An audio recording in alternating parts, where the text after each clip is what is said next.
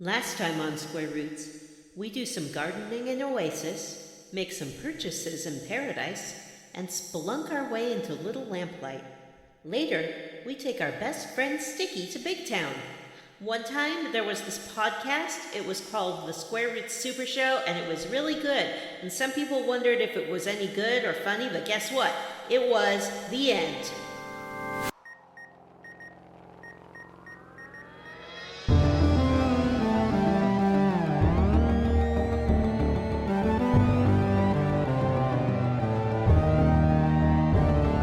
Welcome to Square Roots, the classic RPG podcast. My name is Jim Banks. I'm joined by Matthew Van Zant. Heyo, it's me, Matthew Van Zant. John, Super Mutant, Brandon. Why, hello there, Putin. And Vanessa. I've been Vanessa. And this is a podcast where we play and talk about your favorite classic RPGs, one chunker at a time.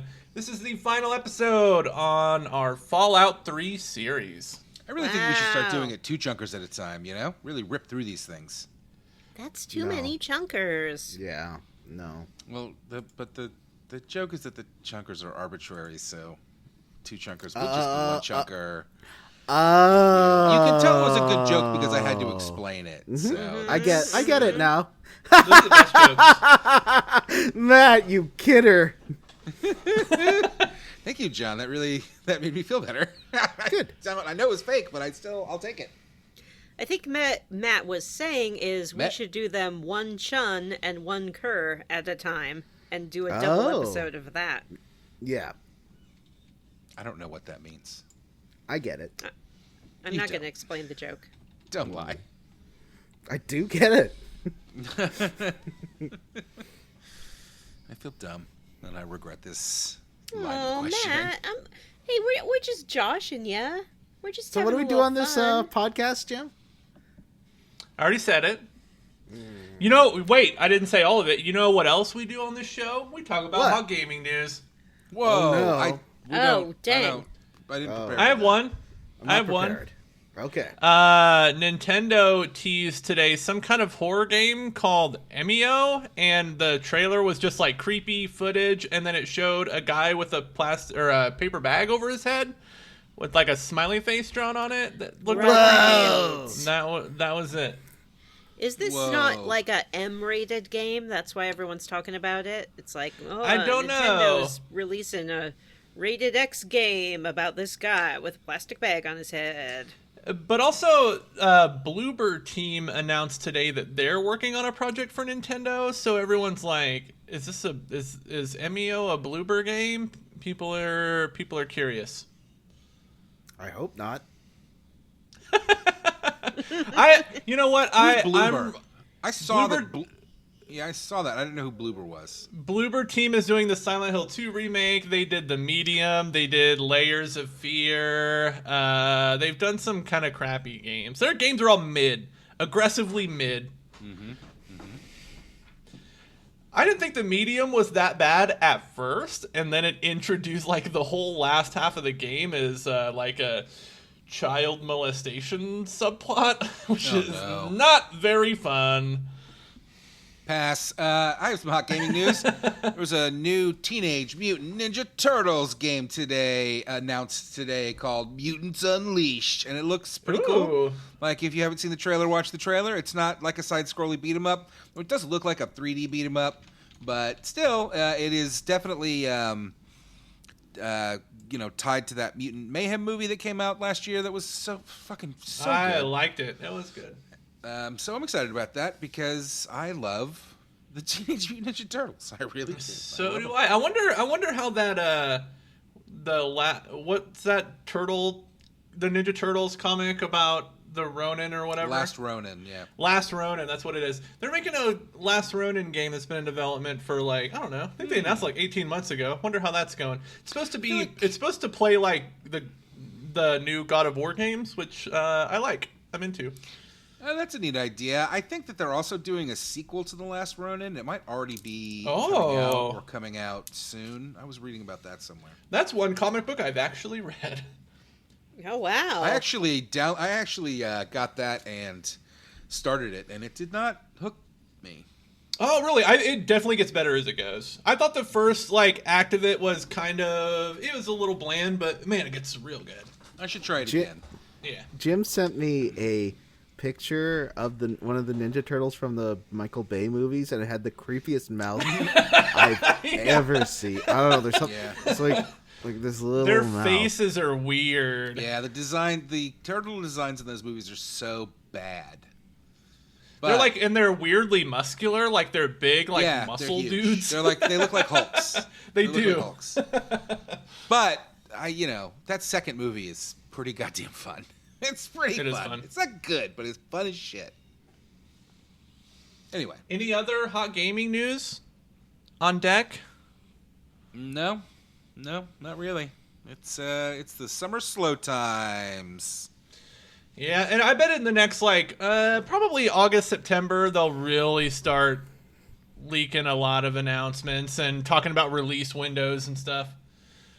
That's when we'll have a lot more hot gaming news. But since we don't, who wants to lead us in level ups today? Oh, I've got so much stuff to talk about that Oh my I God. talked about. Is it- I talked to is it Star all Trek? last night, and so it's going to be really annoying Can for I- anybody that watched our stream last week to have to listen to me talk about it again. Can I go with my fun story? Oh, yes. Oh, yes. All right. So, I don't know if this is a good story or not, but it just happened. It's very fresh. So God, I hope it involves a pizza. It doesn't involve a pizza. So, I was outside with my cat. I like taking her outside for exercise and cats need a bit of stimulation, especially if they're indoor cats. But it's supervised because I don't want her, wandering off or whatever. However, this time she ran away from a guy who was getting into his truck, which she normally does, and she just runs back to my front door. It's fine, which I left open.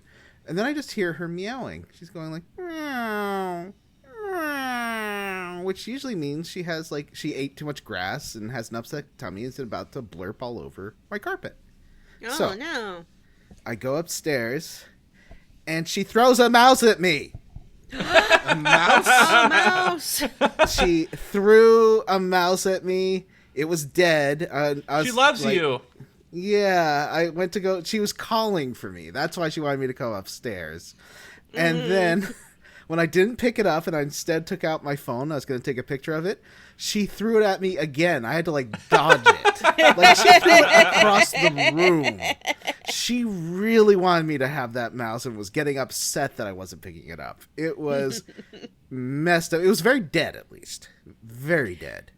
I killed it for you. Pick it up. Yeah, she's like, you don't eat enough. You're hungry. You're all skin and bones. Here At least you you go. didn't leave it in your shoe. Hey, yeah. Oh god, that would have been worse. That would Yeah. have been so much worse. No, she wanted to give it to me directly, which I appreciate. And you know what? She killed a mouse. I'm not going to complain. That's a good thing for her to do. I did give her a treat after, but I was not ready to have mice thrown at me. And Well, she's I'm so happy good at that it. she didn't try to eat it or gut it and make a big mess of it. No, she just wanted me to have it. I don't know if it's because I play fetch with her and stuff sometimes that she's like, I want to play with you now. Yeah. Grab that. Tie this to a string and drag it around so I can chase it some more. Anyway, otherwise, this weekend, I haven't done a ton. I finished Grand Theft Auto 3. Wow. Which was a good game. I don't want to spoil my upcoming review on Bears and Games Neo, but I think it was a good game. Surprisingly. And I've been doing research into making it, and I found out that basically the Housers did FMV, because I also bought Grand Theft Auto 2, because I want to get some footage of that, and it has this terrible live action opening, which the Housers filmed, because those guys they're basically were young young rich kids who were music executives at BMG in their 20s. And when BMG started a gaming division, they renamed it to Rockstar Games and were really oh, we're the coolest kids. And they found this game, they got pitched this game called Race and Chase. And they did, I would say, the Napster guy saying, oh, it should be called Facebook. that's cleaner. They're like, let's call it Grand Theft Auto. And that's how they got involved in the Grand Theft Auto business. They're not designers. I guess they are. They aren't programmers. They are ideas rich kids. But some of their ideas are good. But that FMV, like, you can find a full 8-minute version of it. It's like, it's just film school trash. Like, it is. They should not have put that on the game. It looks terrible. Anyway, but it's funny that a lot of the angles and stuff they used in that they kept for the cutscenes in GTA 3. They basically reused those angles, but on the polygonal models. It's cool to see that they were really sticking to their original ideas. Anyway, I have a lot more to say. I'm doing more research. It's really interesting how that game came to be. And I don't know if I'd recommend anyone play GTA 3 now, unless they really if they like that retro old game walking around places, because I do. But I feel like, unless you do, don't bother. Yeah, I'm looking forward to your video. Yeah, I think it'll be interesting. I did find one gay bar in Liberty City. It's called Fellas. And I only know that it's a gay bar because it says Fellas, please please use rear entrance is the joke under the LOL. Ha! Oh, wow. Oh man, you'll love that you rescue this lady, but then she gets really annoying, so he shoots her at the end. That's the ending of the game. That's the hilarious note Grand Theft Auto 3 ends on. For me, domestic it's violence. just, I don't care for crime stuff in general, So, like, Grand Theft Auto has never been something that's interested me at all. And I've played bits of all of them almost, but I don't care. What was that one TV show that we used to talk about? Not Roy Orbison. Ray Donovan. Yeah, you weren't the biggest Ray Donovan fan. I never watched a single minute of it. All right. That I like counts the as not guy being the who's biggest in Ray fan. Donovan. Yeah, it's Liev Schreiber. Yeah. Liev Schreiber. Yeah. Oh, Wolverine's I've brother. also never watched Ray Donovan. But I All love right. Isn't his Liev Schreiber. brother the His guy brother playing is Master now? Chief. Yeah. Oh, I didn't really? finish Halo Season 2. I really should, probably. They said the end of it was shitty, or was it good? Boy, That's an interesting question, Jim. I think it was shitty. I think it set up what I heard is that the end of the second season sets up them actually going to the fucking Halo and doing That's the right. first game. There was a Severance exciting. Season 2 trailer. It's a teaser. Yeah, It's it's a just teaser. a I didn't even teaser. watch It's like it. I don't 30 want a seconds teaser. long. I've been teased for 3 years just by the thought of it. I watched the teaser and I was reminded how attractive that lady who plays Helly is. And there's also a teaser. Oh no, it's a full trailer for the Vanessa Witch TV show. Yes, the Vanessa Witch TV show is coming, starring me. Why did that take so long? Like, because WandaVision was pretty popular, right? People loved WandaVision was their WandaVision. first show. It came Yeah. out some time ago. Yeah, It it's came like out at the beginning of the 2019? pandemic. Or was Yeah, it? Oh, I was it know. pandemic times? It was 2020. Okay. I have no idea why it took them so long. I don't Yeah, know it's why just anything takes them so long. Yeah.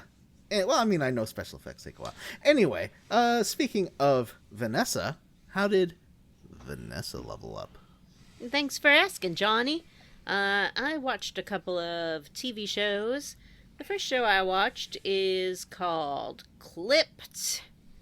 This was a mini-series that was on FX, and it is about my favorite topic and yours, basketball. Specifically, it's about the LA Clippers and the scandal that happened when their owner had a tape released of him making racist remarks to his remember that. mistress. Yeah, Yeah. I remember that. It's great. So it's a mini-series about that. It stars Lawrence Fishburne as the sort of coach of the Clippers, and what's his name? He was in Married with Children. He's the Married with Al Children Bundy? guy. Ed something. Ed O'Neill. Ed O'Neill as the owner of the Clippers. I thought it was pretty good. It's only 6 episodes. It has a really good supporting cast. They got all of these actors who used to be either, college, high school, European basketball players. So they really look like basketball players for the most part, and that helped to sell the story. But it's mostly just about sort of the interpersonal relationships between Lawrence Fishburne's character and the owner, and the fallout of this audio being leaked, and his strange assistant who, after she leaked this audio, kind of tried to be the next Kim Kardashian and was like going out to where the paparazzi were in front of her house in like roller real socialite skates and things like that, and really tried to capitalize on it. And then she sat down for an interview with Barbara Walters, and she was like ridiculous and terrible. Like she had no media skills whatsoever. You mentioned Ed O'Neill. I have to mention my favorite Ed O'Neill line in a movie, which is from Wayne's World, when he goes, "Why is it that if a man kills another man in battle, it's heroic, but if he kills a man in the heat of passion, it's called murder?" They're like, okay, we're not talking to this guy anymore. Yeah, so that was an unusual choice of show for me. I don't really know why I started watching it, but I did, and I'm not mad about it. I also watched a show that I am mad about watching called Supercell. You're mad about it? I'm mad about it. You mad because it was so good? It's very good, but it is 6 episodes long without a conclusion. And I'm mad about that. Ends on a cliffhanger. Yeah, because Netflix hasn't confirmed a second season of it. So it's kind of frustrating to like get sucked into this story and then be like, well, maybe there'll be a conclusion about it sometime. This is a British show about people in South and East London, specifically black people, developing superpowers.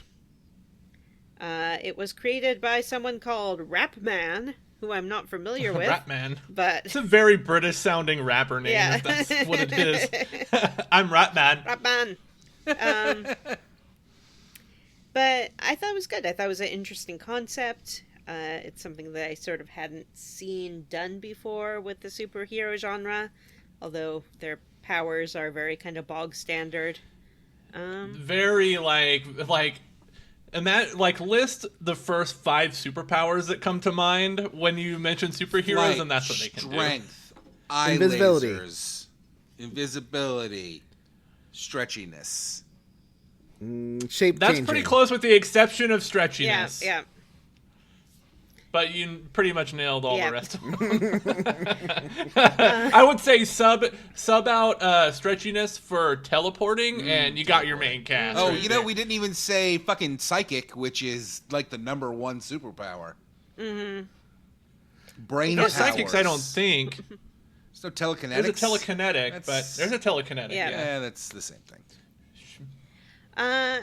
So I liked that it is about, in general, kind of working class to impoverished people, but really shows a spectrum of life within that or those classes, depending on how you want to sort of divide things in your head, which I appreciated.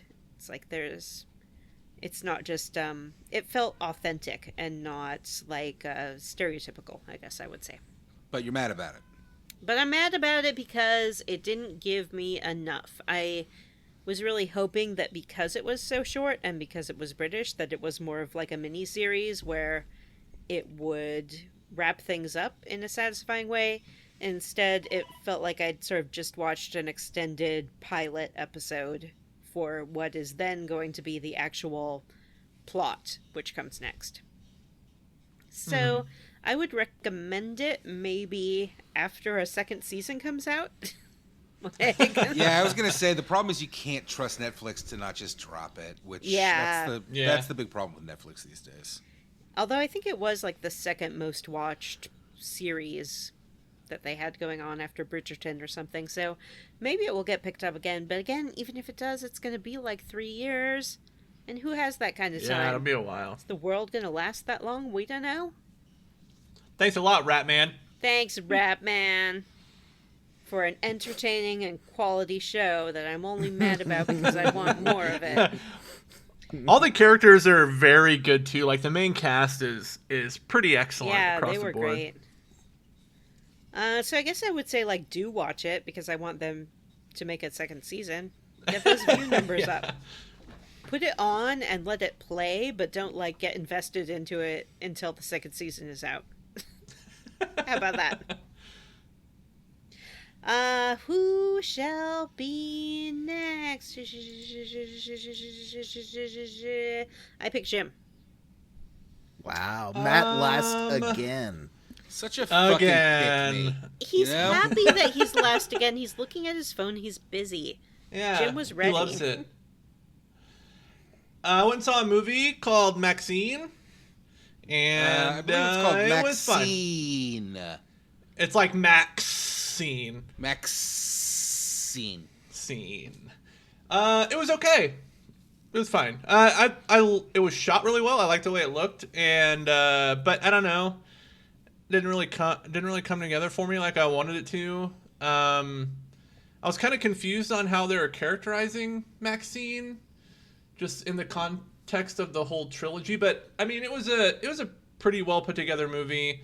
I didn't really like the third act very much, but it had some okay. Actually, no, the kills were mostly not very good. And but it had one moment that caused like the entire theater to look away in shock, which was, I don't know if I even want to say it. I guess it's Don't say kind of a it. spoiler for a big act of violence that happens in the movie, but it was unexpected and graphic and brutal. I expected it because I had read about it before you went to go see it, and I think you did too. And Yeah, I did. I read that article. I was like, "Are you sure you want to take your daughter to this?"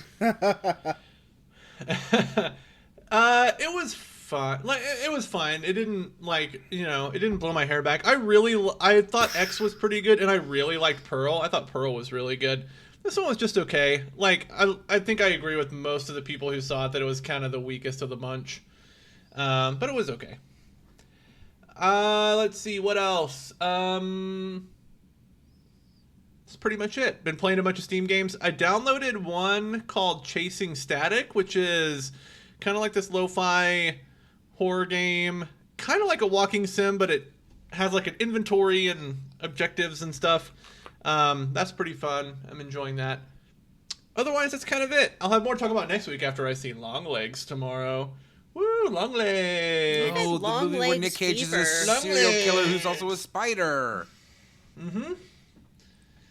Matt, how did you level I've made up, that joke buddy? so many times that Jim is no longer like fighting back against it. He's just- I expect it now. Okay, well, I have 3 things to talk about. Number 1, I watched all of the Star Trek movies, the original cast movies 1 through 6 this week. And you know what? Star Trek 2 through Star Trek 4 is fucking fantastic. Please rank them. Fantastic. Rank them. Yeah. 2, 4, 3, 6, 1, 5. Ooh, I'd be 2-1-4. You would put 1 as your Second favorite. okay. I One's really loved fine. the first one. One's fine. Like it's not a bad movie. It's a bit boring. Yeah, but it's it looks deliberately good. paced. Very deliberately paced. Yeah, I would say it's slowly That's paced. a kind way of putting it. Yeah, it is. 2 is amazing. 4 is honestly, it's tough for me. 2 or 4. Like 4, I 4's remember my favorite. fondly. Yeah, I remember 4 fondly, and then when I rewatched it, I was like, this movie fucking rocks. This movie's fantastic. But 2 really sets it all up. I had forgotten, I guess, that 2 through 4 were basically a trilogy of movies. And that 5 is one of the worst pieces of shit I've ever seen. It's embarrassing. I mean, Is 5 the one they went to find God? Yeah, Yes. yep. Where they go find God and Spock's never then before heard of brother shows up, and it's just real fucking bad. And it's directed by William Shatner, and it shows really hard because it feels like he does not understand what made Star Trek popular, what made the characters popular. It's bizarre. It's bizarre. It feels a lot like the TNG movies, which are also fucking terrible. Did you watch Generations? I have not watched Generations yet. I intend to, but I do not intend to continue on with the TNG movies because they are bad. Mm-hmm. And I think instead I'm going to try and watch the original series for the first time. Oh, cool. I do look. So Tracy was saying that 5 was like a Talmudic, like a Jewish scripture metaphor, like very steeped in that kind of, like, you know, the way rabbis describe finding God, like a lot of metaphor about that kind of thing. And that sounds really interesting. I don't know anything about that. But it would not change the fact that it is a very poorly shot movie that does not understand the characters or the concepts. There are so many reactions shots of Spock reacting to things that Kirk says in where it almost starts to feel like The Office. Where, I don't know if I've seen 5 all the way through. I remember it had the trailer for it was in front of all Paramount VHS movies for 3 years. So I've seen Scotty say, "I know the ship like the back of me hand," and then slapping his head on a pipe. I remember that. I've seen that scene probably 90 times. It was really bad. Anyway, but overall, it was a fun watch through, and 1 I enjoyed, and then 2 through 4 really amazed me, and 6 was good but not great. It's fine. It probably partially suffers because 2 through 4 is so good that it's kind of hard to then watch 6 and go yeah, okay. It's just a Star Trek story. Anyway, that was fun. I did watch the movie Midsummer, which Jim, John, and Vanessa had all been recommending to me for years, and telling me was too scary for me probably, and I shouldn't watch it. And I thought it was garbage for morons. Wow. I thought it was really morons. Come on, come on! It's a really well just because you shot didn't movie. get it doesn't mean it's for morons. I probably didn't get it. That's what it was. Yeah. That's it was that's a really well shot movie with some really iconic vision, some really iconic visual design, and so I appreciated a lot of it, but I just couldn't. It was one of those movies where I couldn't suspend my disbelief because the people were so obnoxiously fake. It's the type of thing that I've described this before, where I feel like it was written by a gaggle of Twitter users. It does not. How dare you? It does not. No, I didn't find any of it scary at any point. Or maybe a Sweet Baby. Yeah, I guess. Oh, wow. I guess, because every man in that movie is so hilariously cartoonish, mustache twirlingly evil. They're more cartoonishly evil than cartoon supervillains. It's a bizarre movie. That is men. Put them in the bear suit. Yeah, you know what? Put them It's in not. the bear suit. It's not even I had a remotely totally bad. different reading. Yeah. And then also they spend so much time on on Florence Pugh's tragic backstory, and it's so weird to me because it's just it's the most overwrought drama. I found that opening scene. That So opening, rough. yeah, that opening sequence is tough. Here's the to thing. watch. I agree with you, and for about 45 minutes, I was I was into it, and then it just all unraveled for me, where I just they continued to.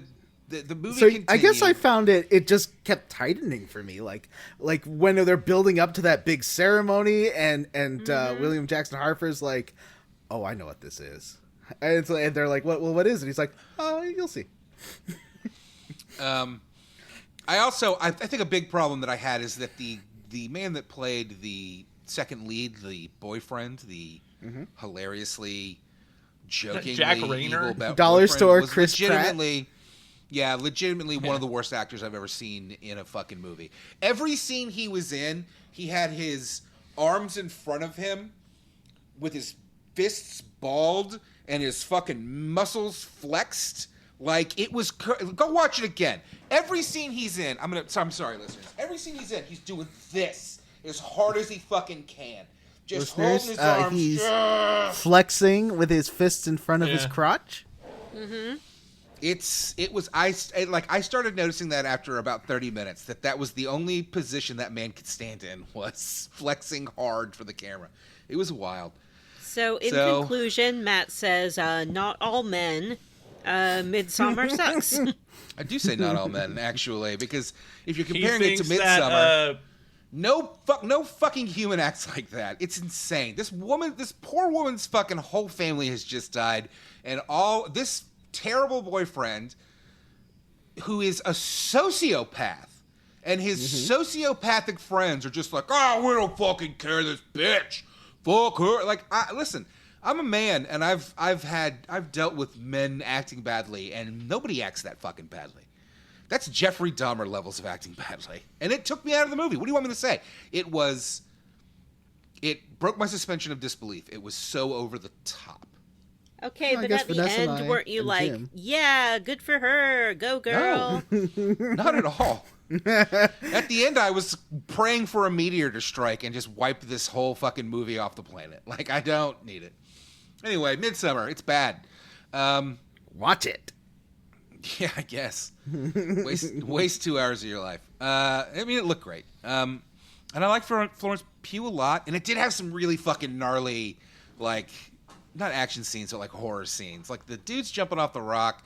The dude that jumps off the rock feet first was one of the most brutal things I've ever seen in my life. And then the hammer if I comes could out, watch and I'm that like, again. oh no, not No, the hammer. see, Yeah. that's a good example of like things that broke my disbelief. Where like the man jumps feet first, and I was like, I'm watching this. Like, why would he do that? Like, it's brutal to watch, but at the same time, I'm going, why would he do that? Oh, I see. So they can bring the hammer out because they got to show the hammer. So somebody does something that's so unbelievable that I can't even for a minute take it seriously. But I guess we got to show this hammer. Okay. I like the idea of Matt seeing that scene where the guy goes off the cliff feet first, and then pauses it, and he's like, "Nobody would do that." I mean, I didn't pause it, but that's exactly what I said. Like, out loud. Like, nobody would ever do that. Like, this man knows what he's doing. He knows he's jumping to his death, and he jumps feet fucking first? Anyway. And I guess my third level up, which I don't have a lot to say, is that I picked Persona 3 back up, despite all my complaints about being super animated out. And I am basically at the end of that game, which I knew, but I had kind of forgotten. Mm-hmm. And Persona 3 Reload, that thing's still on Game Pass. Like, if you're looking for a game to play Persona 3 Reload. It's so fucking good. Now, Matt, I have a question for you. Well, Matt, can I just make an observation? Yeah. Matt, No, I don't want Matt to hear said, Jim's question because it's going to be a smart-ass question, so I'm not fucking interested. This is a compliment, Matt. You said something that made me laugh so hard. See, I simply would not go into the creepy sex room. Yeah. That was the dumbest part of the movie. Like, So Matt, are Matt, you would No, I'm not- would I'm not Midsommar interested, Jim. would Midsommar have been better if it had been directed by Zack Snyder? Yeah, Zack yeah, Snyder's probably. Or Midsommar. Rob Zombie, maybe, you know? Or literally any other human on Earth. I mean, the problem with Midsommar isn't the direction. It's the script. It's fucking bad. Matt, are you going to Fuck you, watch Ari Aster. Hereditary next? I probably will now, actually. Like, now I'm... I want you to. So, I want you to. My original I don't think Matt's intent- going to like it. My original intent was to watch X because Jim was seeing Maxine, and I was like, I'll finally... And it's been on streaming forever, and I couldn't find it. At least not free. So then I ended up watching Midsommar instead. I don't know that I'll like Hereditary. I hope that I don't. I hope I come back next week and I talk shit about that too, because it upsets you all, and that makes me happy, because I'm a bad person.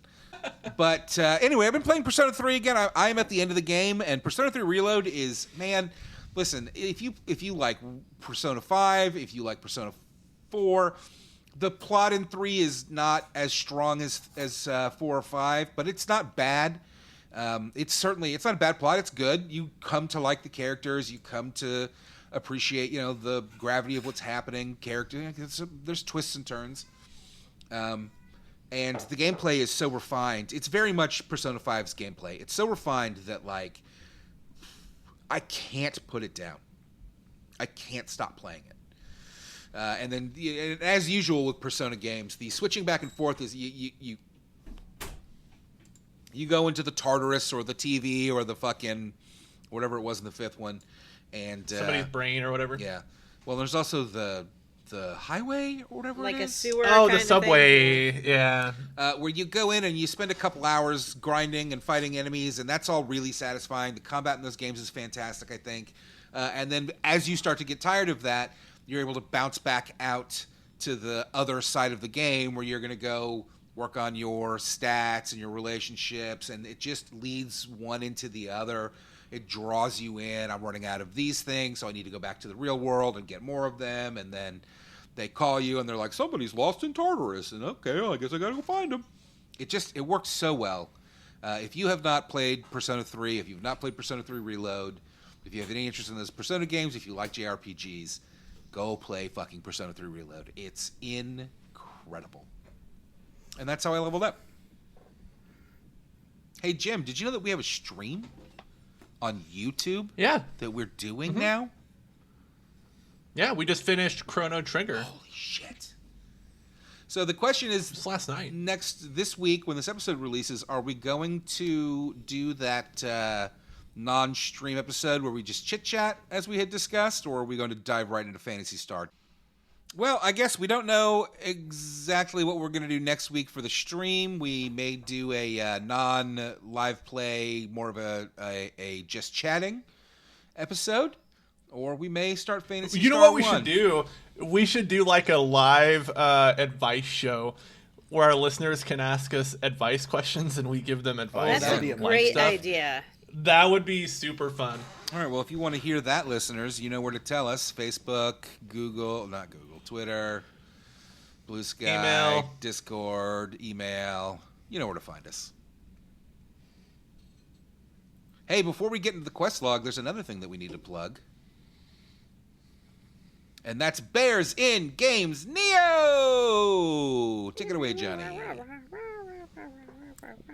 Well, No, I don't have anything this week because I'm working on a new video. It's not going to be out this weekend. It's going to take some more. Oh, I was going to say, after the episode last week, I did go watch the short that you posted, and I thought it was very funny. I don't remember what the game was now, but the green Sword of faces Vermilion. thing, Yeah. Sword of Vermilion. The green faces thing. Your voice, I thought, was very funny. It was. You sounded like you were doing a take on the. They don't. You sounded like you were doing a take on the Red voice. Letter Media stuff. Like it was. trying It to made me do laugh. Yeah, it's like a Canadian Red Letter Media, I guess. It's kind of like this there, and they didn't like my voice. Negative likes. Anyway, I also might do. I am going to try and do more shorts because they do bring attention to the channel, but it's only for 48 hours. YouTube will show them for 48 hours and then just cut it off. It's really weird. I guess unless they go viral. Like I was finishing a difficult mission in Grand Theft Auto 3, and I have all this recorded, so I can definitely make a short of this very quickly. I finished this difficult mission and then go to save, and the game just crashes. It just crashes after, doing this mission 5 or 6 times, trying to finish it. I think that's a good kind of short. That's a good. That's a great short, and you absolutely should do that. And Yeah, you don't need to set it up with a bunch of weekend. context. Just Nope. show you failing the mission several times and then finishing it and then it crashing, and that's it. And just yell "fuck" at the end or something. Yeah, or maybe It'll be what the perfect. fuck, and then cut it right as I'm about to say fuck. Right. I always like that. Yeah. Fuck. Because it's only a minute long, too, those YouTube shorts. Anyway, but we also have, that stream channel, so go check that out, because I think this, us giving you life advice, we're all very qualified, very successful, sure. positive. We've all seen some shit. Yeah, for sure. I mean, the real question at this point is what it all comes down to is Vanessa going to shit or get off the pot? Like, are you going to join us or not? And what it all comes down And to. two. One So of everything's us, gonna one be of fine, us. Gobble, fine, gobble, gobble, gobble. One of us, I've got one one of hand us. in my pocket. And the other's doing a peace sign. Here's my thoughts about that. I would like to come and join you. Ah. However, I have a crippling fear of commitment. I mean, you've committed to being on this show every week. for No, the last no, like she 8 hasn't. She hasn't committed. She's like, I'll do it No. until I feel like not doing it anymore. Yeah, that's why we always introduce her as special guest Vanessa. Yeah, you're all still in your probationary period.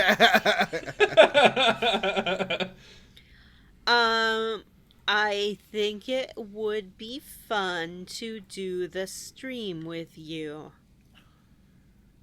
That's commitment. That's All the right. most that's not committal No, at that's all. commitment. That's a contract written in blood. We'll see you on Wednesday. Tune in, youtube.com/Square Roots Podcast. That's not how YouTube works, but you'll figure it out. All right, it's time for us to talk about the quest log. Oh my gosh, the last quest log of Fallout 3. Can you even believe it, boys?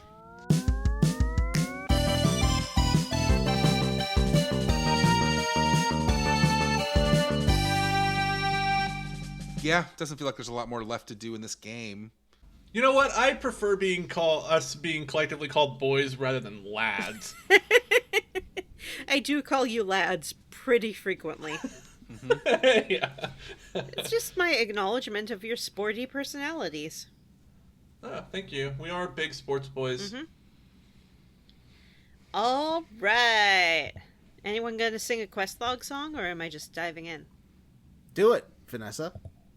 Yeah, it's your turn. Oh, okay. When I stepped out of the Vault 101, I didn't know what to do. I just knew I had to find you, Daddy Liam Neeson.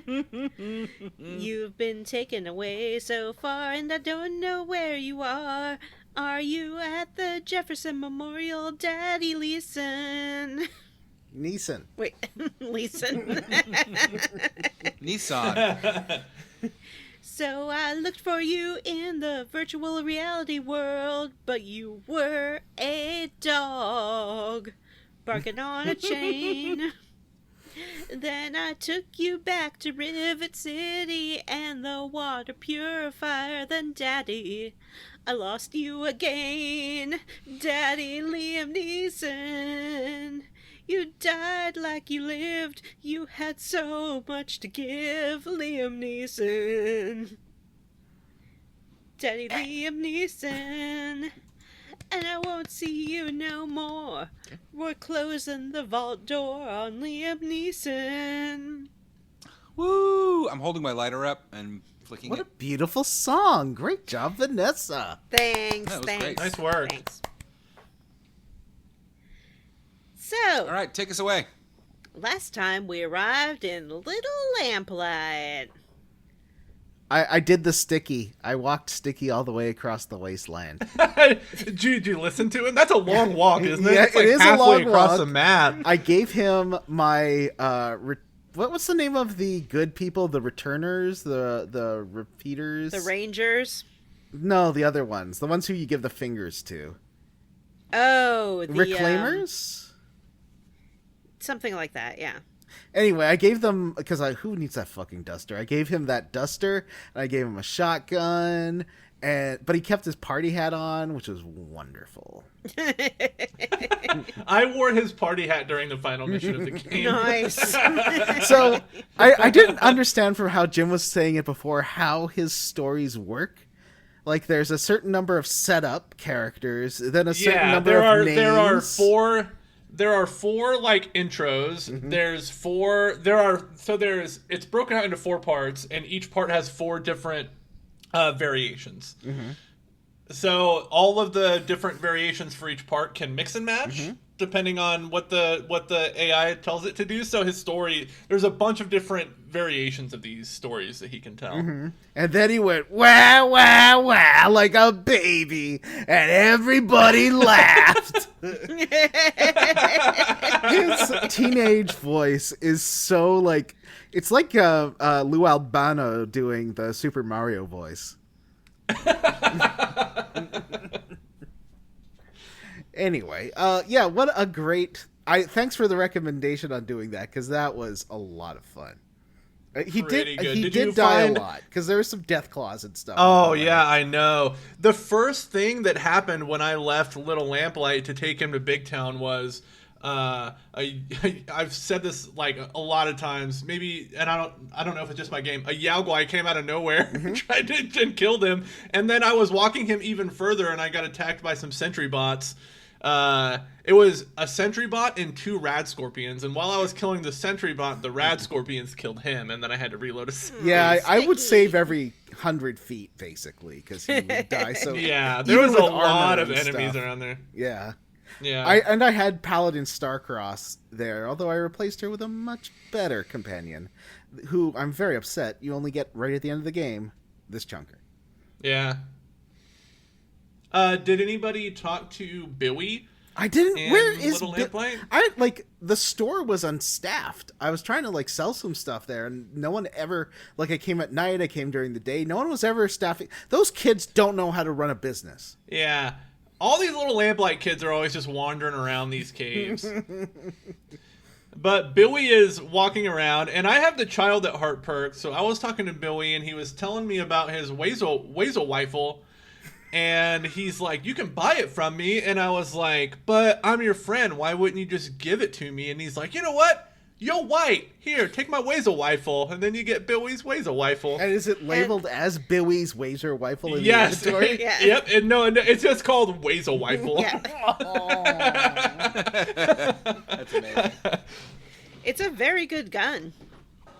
It is a really good gun. All those, the like plasma and laser weapons, like the named ones, like the one that you get from the Android Quest was. Yeah, I used that to the end of the game.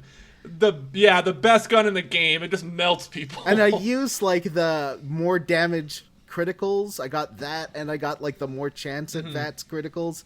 And so, I was basically one-shotting the Enclave in the Jefferson Memorial. Yeah, It was amazing. so was I. Some other residents of Little Lamplight include Princess. Did y'all meet her? She's a jerk. Yeah. I Princess, met Penny, and that's just her real name. And she didn't like me saying it was a nickname. Penny's very sweet. You can talk to some kids about how they survive in these caverns, and they basically are eating the like fungus that grows on the walls. Cave fungus. That can't be Yeah. good for them, considering they're next to the most irradiated spot in fucking Washington. Yeah. Have you guys found any former Little Lamplight residents Yeah, out I in found the world? another one. I'm trying to remember where she was. There's one in Canterbury Oh, that's where it Commons named was. Machete. Yeah. Yeah. Her name's Machete. And you you call her out by being like, "Oh, did you get that nickname in Little Lamplight?" And Yeah. she's like, "Yeah." Yeah. And they talk about how sometimes they suffer from rickets. I think because they do not see the sun, ever. They just stay in their little cave.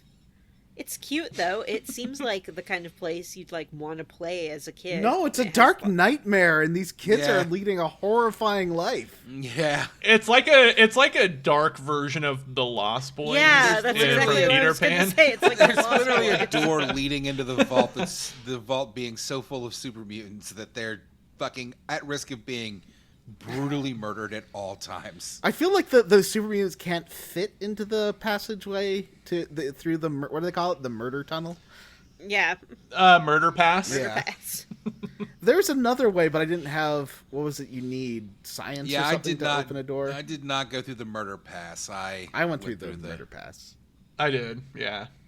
Yeah, as we have discussed, there's 2 ways into the vault. We can convince Mayor McCready to let us into Murder Pass, which involves dealing with Princess, the guard of the back door, who nobody likes and everybody hates her. Did y'all find out how she got her nickname? No. No. No. You can talk to her and find out, or I think maybe talk to another one of the kids, and they'll tell you Princess got her nickname because she was elected mayor for about 6 hours, and she insisted in that time that everybody call her Princess instead of mayor, and then McCready punched her in the face, and that's how he became mayor. Oh, he told me that story, but I don't think he told me that it was Princess. It was Princess. Unless I wasn't paying attention. No, John, I think you're right, because I didn't get that part of it about it being Princess. But I did hear about the mayor beforehand that was mayor for 6 hours that he replaced. It was Princess. Or we can find a kid named Joseph and convince him to power up a computer terminal that lets us hack it and enter straight into the reactor level of Vault 87. So, Johnny, tell us about Murder Pass. Murder Pass is just a bunch of scraped together super mutant buildings. Normally the super mutants don't live underground. I was very surprised. There is a good reason why they're there, but at first I was surprised to see super mutants underground, because normally they don't have to hide because they're, you know, the toughest apex predators out there. But yeah, they've built a whole little community here.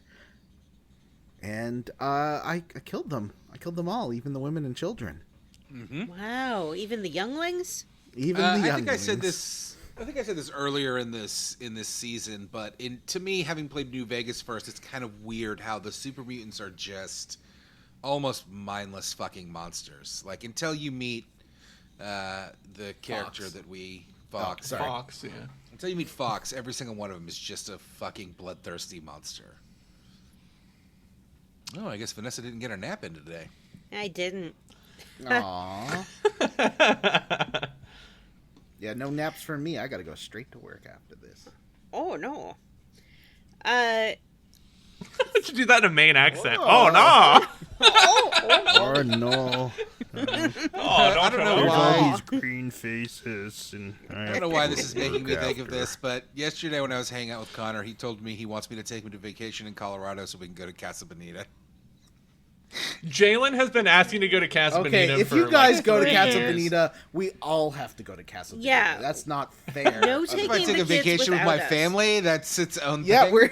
we're all coming if you Yeah, take that we're your vacation. family. Casa Matt, Bonita we're is like, coming. it's like a 7-hour drive for me. It's a doable drive. It's a flight. It's a 2-hour flight. I will be there. If you go to Casa Bonita, I am coming. Vanessa's coming, even if I have to push her around in a wheelchair. Yep. I'll get the special Casa Bonita cart and scoot my way through that place. Oh my gosh. She's gonna see those young divers in their Speedos jumping into the river. Mm-hmm. Do it, boys. Vanessa in her wheelchair at the edge clapping. Yeah. I just want to raise a little flag so my waiter knows that I need something. I think every restaurant Need should more have that. sopapillas. Every restaurant should have that, please. I don't Have to you been to wave like a some poor Rodizio person grill down. where you like turn the thing over to green if you want more meat? No. Oh, they have that at the Texas de Brazil or like Any of what's that any of those big Rodizio places, the Brazilian steakhouse. Yeah. Yeah, I love those places. I went to one on my birthday last year and it ruled. They're amazing. So once we're in Vault 87, we find a bunch of little experiment rooms, and Well, and you can tell that things aren't great in Vault 87 because it's got the rusty texture pack. Like all the Yeah. tile set is Yeah. rusty and gory, and there's Vanessa's gore bags all everywhere. What was up with that dude in the cell? Yeah, Did you guys Sid free that guy or- who was in the cell? Yeah, Fox? he came and attacked me. No, I freed. So I got Fox out, and then I saw this. There's just a his regular name old was dude Sid in or a something. cell, and I got him out, and then he and Fox tried to murder each other. He tried to murder me. Yeah, He's tried to murder like- me as well. He's not mutated, but he's all fucked up. Yep. You guys know what they're doing here, right? They're doing FEV experiments. Yeah. Each And the little room, EEP, which I don't know what that is. But some of the logs talk about EEP. I don't know what as either well. of them are. I don't know what that is either. But they have basically little rooms that they flood with radiation. Yeah. And in a lot of these rooms, Oh. you'll see corpses, but you also see those centaur things. Yep. And Gross. in one of the rooms is Fox. And Fox is an erudite super mutant. So Yeah, John, by the way, EEP, Evolutionary Experimentation Program. Oh, so the FEV was part of the EEP. Part of the EEP, yeah. If you like acronyms, you're gonna love Quantum Break. Oh, yeah. Freaking love acronyms. They're the best. So the implication here is that this is where the super mutants were created, right? That's correct. One of. It's not, because there's also a place in California where they're created. Yeah, there are multiple vaults that have experimented with the FEV. Yeah. Yeah, you can read. There was a really good log by one of the. He was just like a maintenance guy, and his wife was working on the FEV, but he had no idea what it was until it just turned real bad at the end. Like, all his logs were pretty normal until then. Oh. Poor guy. Mm-hmm. So Fox sort of begs for our assistance in letting him out of the cell. And who could say no to someone where they animated his butt waggle so good? You know what? I've barely ever said that about a video game butts. I like butts, but video game beefy boy butts usually aren't very well animated. But his is good. Even I noticed Fox butt waggle, and I'm not Yeah. a butt person, so. And so was Fox is a lot. super mutant, but he is a smart super mutant. I think he used to be. You can, like, Fallout 3 doesn't have the same kind of dialogue paths with your companions that, like, 4 and New Vegas have, or even Fallout 76. But you can find out through his Radiant dialogue that he was pretty smart. Like, he's like, oh, I remember this place when you're in, like, a lab. And so he obviously was a scientist that got turned into a super mutant. Yep. And he says that he's been imprisoned by the other super mutants because they just don't like him. He's a little too civilized. And he's like, and you're here for the Gek, aren't you? Which is the reason why we're going into Vault 87. Because it does have a Gek.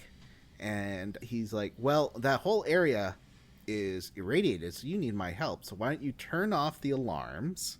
Turn on the fire alarm so it opens all the experiment doors. And then you will be able to rescue me. And I will get the Gek for you.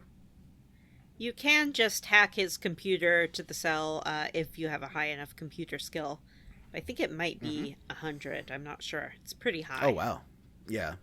I do definitely not. had 100 and a lot of skills at this point, including science, repair, speech. So that's why you let Sid out, and Sid attacked you. Or was that Jim? No, that was Jim. That was Jim. Okay. What are you I did looking that, at, yeah. Matt? What kind of sports game is on? It's the ninth inning. Rays are up 5-3. There's two batters. There's two runners on. Is the closer gonna blow the game? Look what's happening, Matt. If the Blue Jays win, I win. Oh, I wow, can get Johnny. AEW snacks if the Blue Jays win. Oh yeah, I get half off a pizza from Papa John's when the Rays win. I use it. I mean, my kids like Papa John's. Yeah, I've been having the Mary Brown's batter box, which is Blue Jay sponsored, and that's a really good deal. It's a lot of chicken. I was So muting myself and trying not to be distracting, and you guys had to call me out. Did any of you not rescue Fox? Okay, Vanessa. I what do you did. What do you think I did? I mean, I think Beefy you ran boy. straight into his arms. exactly. I'm like, come join me. We could be bestest friends forever. He's like, no, I would be a burden to you because everyone would just attack me.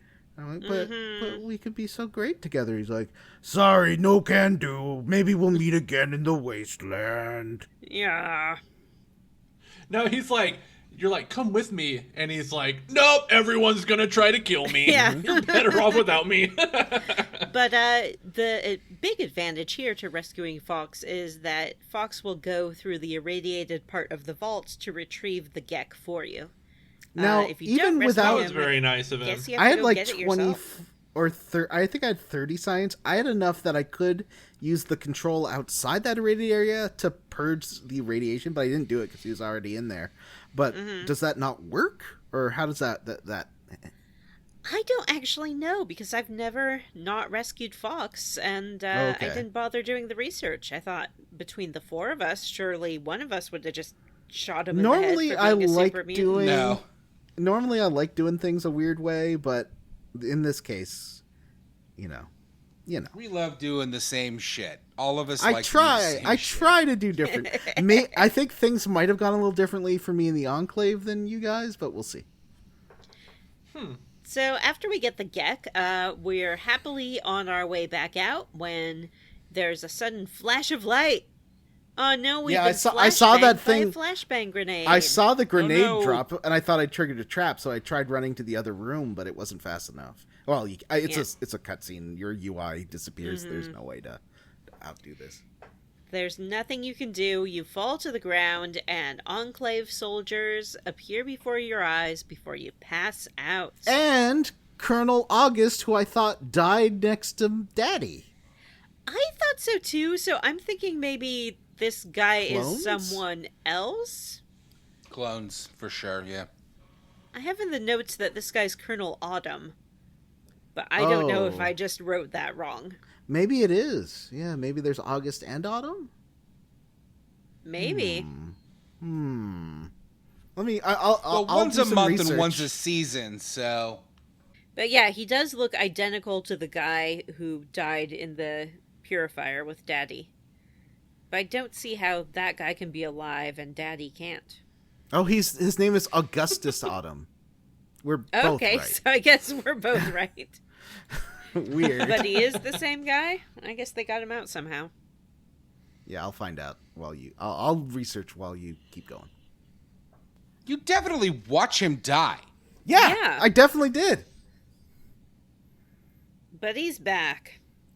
And he's like, let me be frank. You're our prisoner now. So we wake up and we're strapped to a rack, being interrogated by Colonel Autumn, who wants the activation code for the purifier. Jim, what did you tell Colonel Autumn? I told him no. It's like, I don't want to help dumb Enclave. I also told him no. It's sort of funny because you can tell him the code, which at this point I don't really know. I don't think anyone's ever explicitly told your character what the activation code is. I was like, I don't know that I know what it is, but I'm not going to tell you Yeah. anyway. We've had lots of hints to what it is, but This whole Enclave scene, I thought it was paced really weird because you're talking to the Autumn guy and then he's like, the president's like, oh, I want to talk to him, and then he leaves, and then you're like immediately assaulted by Enclave officers. Like, what is happening here? Oh. that's Okay, so remember Dr. Whitley, who had that fun iBot companion? The one that you find out, you learn about going all across the U.S. It was Colonel Autumn was the one who wanted him to destroy it. Oh. Yeah. Anyway, sorry. That doesn't answer our question of how he survived the purifier. No, though. but it's just interesting that he's that he's talked about in New Vegas as well. Anyway, Colonel Autumn is interrogating us when he's called out of the room over the intercom by President Eden himself. That's right, the guy from Radio Freedom who plays Yankee Doodle all day long on his radio station. He wants Autumn out of there. Once Autumn leaves, Eden says, hey, I'm going to free you from your bindings, and I want you to come on up and meet me, the President of the United States of America. As we're leaving this cell, there's a guard that will kind of try to stop us. Yeah. And I told him, hey, no, it's totally cool. I'm allowed to be here. And he's like, oh, okay. Oh, okay. You can actually see. Is Matt timing out? Matt calling a timeout? Matt calls Yeah, a yeah. timeout. Who guessed what was happening here? I assume everybody. Like it was. I thought it was pretty fucking obvious. Well, I That he was going to be a robot? yeah.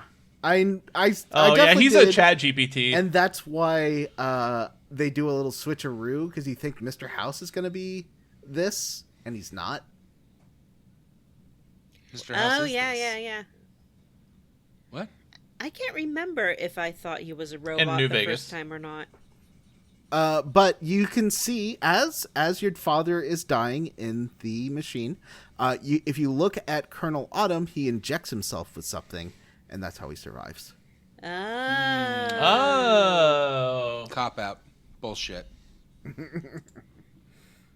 I was Also- too busy looking at my beautiful father's face. Matt calls another timeout.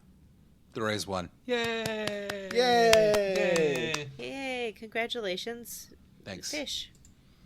Is a ray a fish? A stingray? I Yeah. guess it must be. They used to be the Devil Rays, but the Tampa Bay residents didn't like having devil in the name.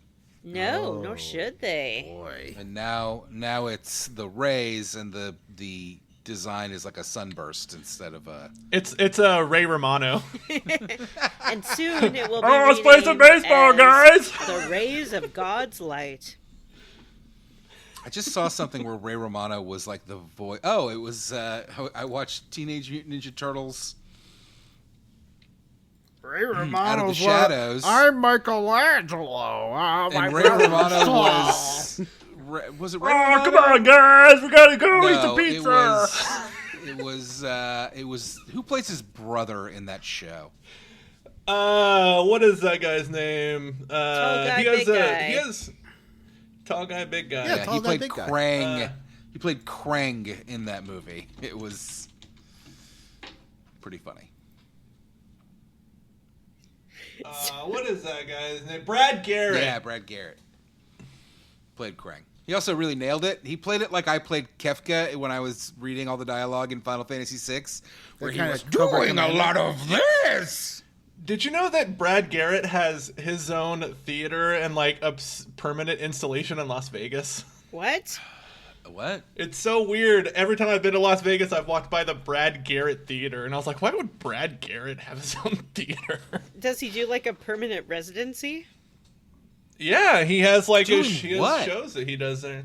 What kind Like of stand-up? shows? Tell it. Probably like acting like Frankenstein or a big monster. Or wasn't he a Frankenstein in like an M&M's commercial or something? I have no idea. Keep guzzling But that. I don't is he know. doing like Let's move on. stand-up? Is he doing storytelling? I think he doing- is. I think he's like singing and dancing, maybe. Oh man, forget Casa Bonita. We got to go see Brad Garrett live in Las Vegas. Brad Garrett's live review. So What if it's a Brad Garrett burlesque show? each of these main story quests do come with an achievement that has a piece of Vault Boy art. I didn't realize this because the achievements don't work on the Steam version because they were tied to the Windows gate, whatever, I forget what that was called. The Why do you Windows guys gaming. always choose to play the worst versions of these games? Jim had to quit Quantum Break and restart it on the Xbox. No, I'm still playing it. I'm still playing it on Steam, but I'll just watch the episodes on YouTube. So, after we get past this guard, did everyone nice talk this guard, or did anyone shoot him in the head? Wait, what are you talking I about, Vanessa? I talked my way out of it, yeah. This isn't.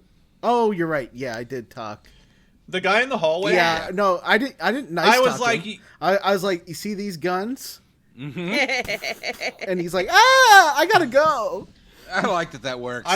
I told him that's I was like, no, the president told me I'm supposed to go find him, and the guy like rings the president on the phone, and he's like, hey, Yeah. this guy says that you asked for him, and he's like, what makes you think you can call me? And he's like, sorry to bother you. But shortly after that, there is an announcement from President Eden for everyone saying, the prisoner is allowed to come up and see me, so nobody hassle them. And he... This fucking place is so confusing Yeah, to get it around. sucks. I was just running around mindlessly. Like, There are some eventually maps made it on to the the right wall place. that I Use had the to like fucking actually local look map. at. I didn't use the local Yeah, map. I I used tried. like the guide on the wall. Yeah, I used the guide. I was like, oh, I have to go to 1C. Okay, that makes sense. And there's like a whole. Yeah, and then like the corridors are marked like entrance to A2 or whatever. It's still confusing. There's a lot of bullshit to steal here, but it's just like ammo and stuff. Like, Yeah. There's nothing interesting. You get your equipment back. If you wander around, you can find the Megaton resident who was like sort of all gung ho Yeah. for the Enclave. Yeah. And he's like hunkered up in a cell, and he's like, "Get out of here! They're not who I thought they were. This is Oh, I never terrible." found him. Oh, well, he deserves to die. Oh wow! Jesus Christ. So we start heading up to meet the president, but when we get to the second level, there's another announcement from Colonel August Autumn, and he says, "This is Colonel August Autumn. Forget what the president said. Shoot the visitor. Okay, bye." And everyone turns hostile. I used, because I was not in the fucking mood, I used a stealth boy at that point and just slipped my Ooh, way smart. through. Yeah, I probably should have done that, but I was also one-hitting everything, and I need to build up my stockpile of the MF ammo for that is... The motherfucking ammo? Yeah, the MF ammo. Yeah, there's lots of laser rifles you can get. You can get Enclave power armor. You can get... I got the laser Gatling gun, and I used this thing for a while. It is super fun. I didn't even have to use VATS with it. It shoots so many lasers, you don't even really have to aim. There's scientists who are like experimenting on death claws that you can find. You can take their little scientist suits. You can Did take you a lot release of stuff. the death claws? You can, yeah, it's pretty fun. Oh, I didn't do that. I did that. The president will sort of hack some robots for you to help you on your way, and Yeah. you'll come across them fighting the Enclave members. He's got 2 of those big warbots outside of his little office. Yeah, they help you out. That's So pretty can funny. someone explain to me why the Enclave are fighting each other? I don't know that I ever really picked up on Because- what exactly the schism Well, Colonel was. Because- Colonel Autumn hates AI. He doesn't trust. He has a code to destroy President Eden, and like if you loot his corpse. So he's very anti President Eden. So he's going against your. Maybe because I killed him at the I don't end think- of. You must have I didn't to see do it on him some, at the end of the game. You must have to do some choices, or if Eden's already dead. I was just reading through like his bio, Gonna say, and that's why. I remember taking his. I took his outfit at the end, but I don't remember seeing like any notes. Yeah, Yeah, I, I don't got think the I saw him impression- here, but I did go to his room and like root through his stuff. I just got the impression that he didn't like what the president was doing and didn't trust Robo President. And Yeah, he thinks so President as soon Eden as- should resign. Yeah. He's like, drop out of the race. You can't win. You said word wrong. You're not fit for office. Anyway, Yeah. I'm a rapist and a pedophile. Yep. Allegedly. So, we make our way to I feel like that President wasn't Eden's necessary. office, and I guess we've already. I don't think August Augustus is going to sue us for. Hey, we can't let our standards slip, Matt. We're journalists. We get to the office, and as we've already revealed, President Eden is a frickin' heckin' beep boop computer program. He's a chat GPT. He's a chat GPT. I would like to know how all of you dealt with President Eden, starting with Distracted Johnny. Oh. Well, I first told him, like, hey, let's talk. I like all your ideas. You seem like a cool guy. It's nice to meet you, President Eden. And he's like, thank you. And I'm like, so what do we need to do? He's like, well... Excuse me, John. If you're gonna talk, if you're gonna quote President Eden, you need to use your Malcolm McDowell voice. Oh, I'm sorry. He's more got a... Yeah, sort of a old-timey Malcolm McDowell voice. A Wait, bit was transatlantic. this played by Malcolm McDowell, or is that... I don't know. I don't know. It could have been. It's Anyway. possible. Well, I'm asking Jim, who made the my jokes, and fellow I assume it's a joke. Americans, he does. It is Malcolm McDowell. Wow. What? President John Henry Eden. Malcolm McDowell. All right, so it's a They were spending transatlantic some money on this Malcolm game. McDowell here. Malcolm McDowell. Liam Neeson. Ray Romano. Brad Garrett. Rod Perlman. Yeah, Ron Perlman, Ray Romano. Yeah, Ronnie Perlman. Anyway, so he and I were like becoming bestest friends, and then he explains how he's going to inject this virus into the water, and then it's going to kill all the mutants. I'm like, oh, okay, but everyone else is going to be okay. And he's like, well, most humans are a little bit mutant, so probably they're all going to die, but not the Enclave. I've made sure the Enclave and Vault Dwellers like you have enough DNA purity that you'll survive the process. So I assume you agreed to do this and did it. Well, it got a bit weird. It seemed like I couldn't agree to do it unless I went, like, full psycho. And it just brought me to, like, one of the options was just, like, I was trying to leave without, like, with kind of being neutral on it, and it wouldn't let me. It basically, all the options were, you're a psycho, I won't do this. I don't know if I I was kind of non-committal about it. I was like, I'll consider it when I get there. And then he's like, okay, here, take the stuff. And I took it, but I never used it. I agreed to do it. Yeah, that's what I was Wow. gonna do Wow. too. Didn't do it. Yeah. I just lied to him. But then I got the option to tell him that he's an abortion of science. I was like, okay. So I was like, well, weird. you are an abortion of science. And he's like, oh, what do you mean? I mean, come on. Obviously, I'm the best chance for humanity. I'm like, yeah, but logically, you can't be the best chance for humanity because you failed before. And then he gets into like a Star Trek logic loop.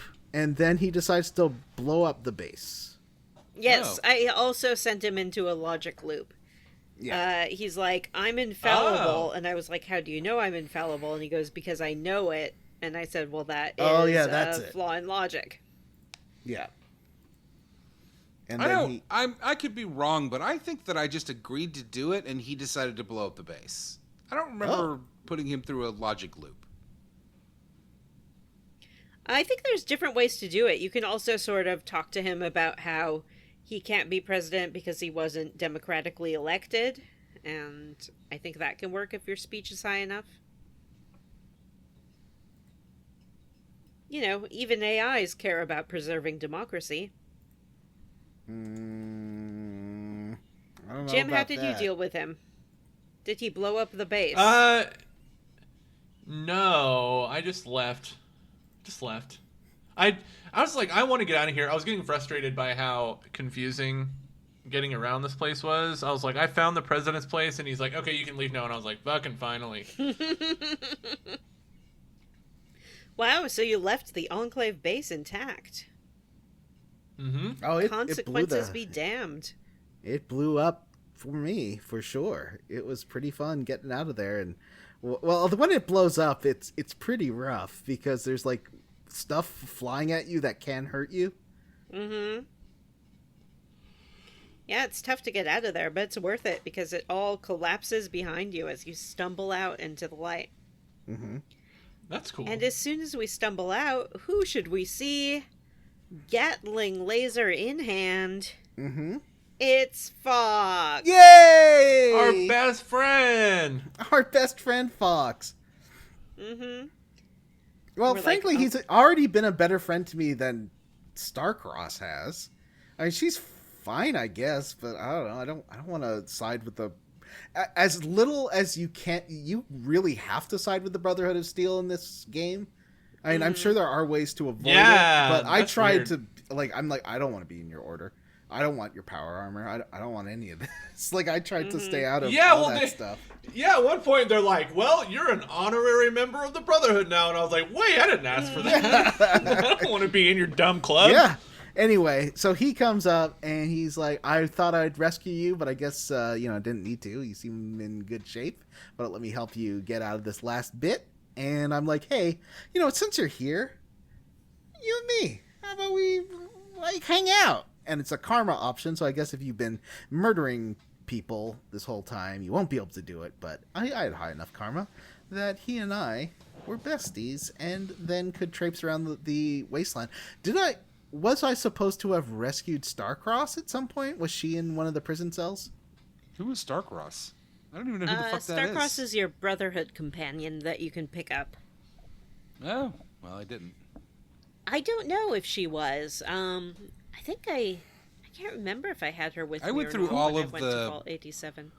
I went through all of the cells, and I did not come across a Brotherhood companion. Was Karen with you? Like, who was with you in Little Lamplight and getting through? Yeah, Charon. Oh, so did Charon So he just vanishes. die? When you get I honestly don't know. When you that's get what happened with kidnapped, he's Starcross. just not there. Yeah. I never went back to Underworld to see if he was waiting for me there. It didn't tell me that he died. Yeah. Unless maybe He's I just missed probably it. waiting at Underworld. Yeah, probably. Karen died for me, which in retrospect was kind of a dick move on his part. Yeah, because he could have been useful later. Starcross dies a lot. I had to reload a lot of saves because she will get into fights. She'll just run away and get into fights without you. Yeah, I had that problem with Charon where he just fucking died. I was not mad when I realized he was gone. It's irritating to have mortal companions, and I think that later games dropped that for the most part, unless you're playing on like super hard mode. Well, I think I remember in New Vegas that they could die, but most of the time they would just get knocked out and then pop back up later. But I feel like they could die in New Vegas somehow. I don't know. I could be wrong. So, we have escaped the Enclave Buttons base. on your underwear. We got Fox. We have the Gek. We have the John little didn't like virus. that. I guess we don't have the Gek. The Brotherhood or the Enclave has taken the Gek to the water purifier to install it, but they don't have the codes to turn it on. But we should probably report back to the Brotherhood, or we could just do some random stuff around the wasteland with our new friend Fox. Matt has breaking news. That's the sound of the distress signal we hear from Vault 1. Oh, yes. I did Matt all is this right. stuff before Vault 87. I all did those side too. quests. I already had done this with Charon in my party, which makes it really funny because they're all like super fucking shitty about mutants and ghouls in the outside world, but I've got a ghoul with me and nobody says a word. So we get a distress signal from Vault 101 over our Pip-Boy radio, and we head on back there. Matt, since you did this, do you want to tell us what happens? Sure, you get a message from what was her name? Malta? Amada. Amada? That was close. Amada. You get a like a personalized message from Amada where she's like scared, and her father, the overseer, has clearly like gotten worse and kind of lost his mind since you left. And she begs you to come back, which you do. And when you get there, the whole place has kind of turned to shit. Like, there's a rebellion going on against the overseer. The guards are just killing anybody that disagrees with them. It's pretty dark. Some of the families have died, and some of the families died when you left. Because, you saved that one family from the rad roaches, but apparently that was more of a problem than we addressed at the time. Yeah. And I guess the Red Roaches got in when James opened the vault. Is that the idea? I don't know. Yeah, I think it's so. weird because these things are not hard to kill. So, like, what's the problem? They're roaches. Mm-hmm. You do run into the tunnel snake leader that I despised. Butch. But Snakes rule. And he's freaking the fuck out and like begging you to get him out of there.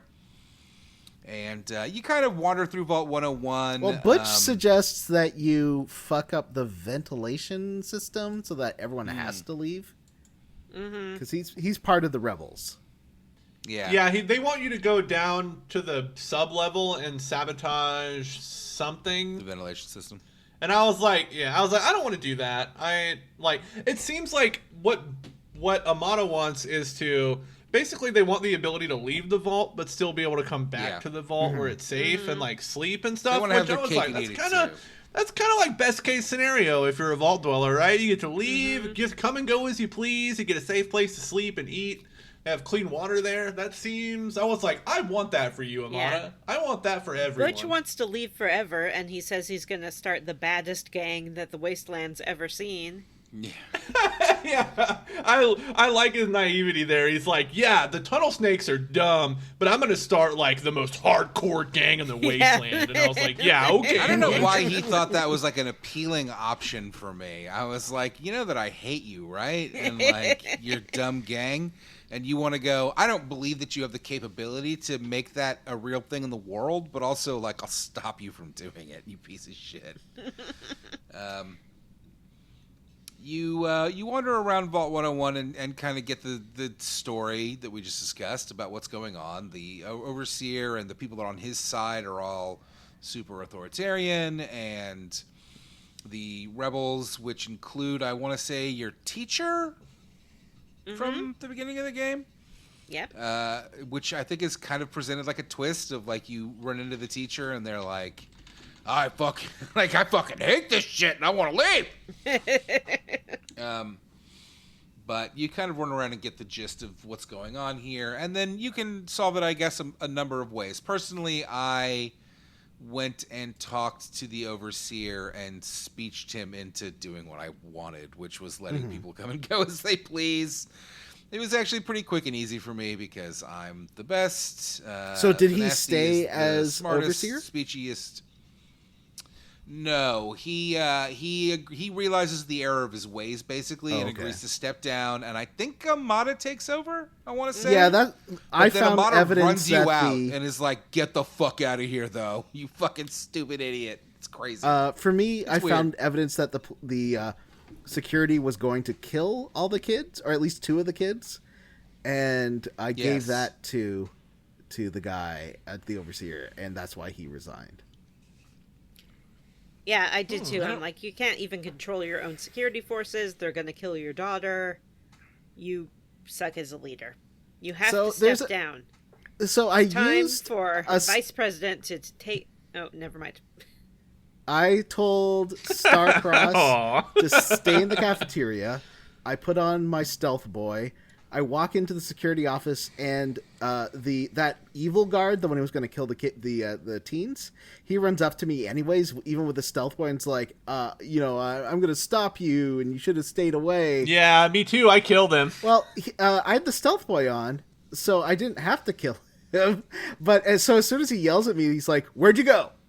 Like he doesn't see me anymore, so that I could. That's funny. Yeah, I could just walk around him, and he doesn't attack me later, which is good.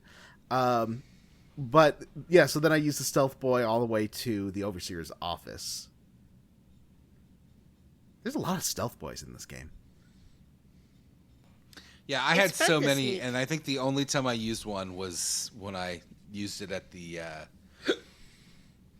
At the Enclave base. Enclave base. Thank you. Yeah.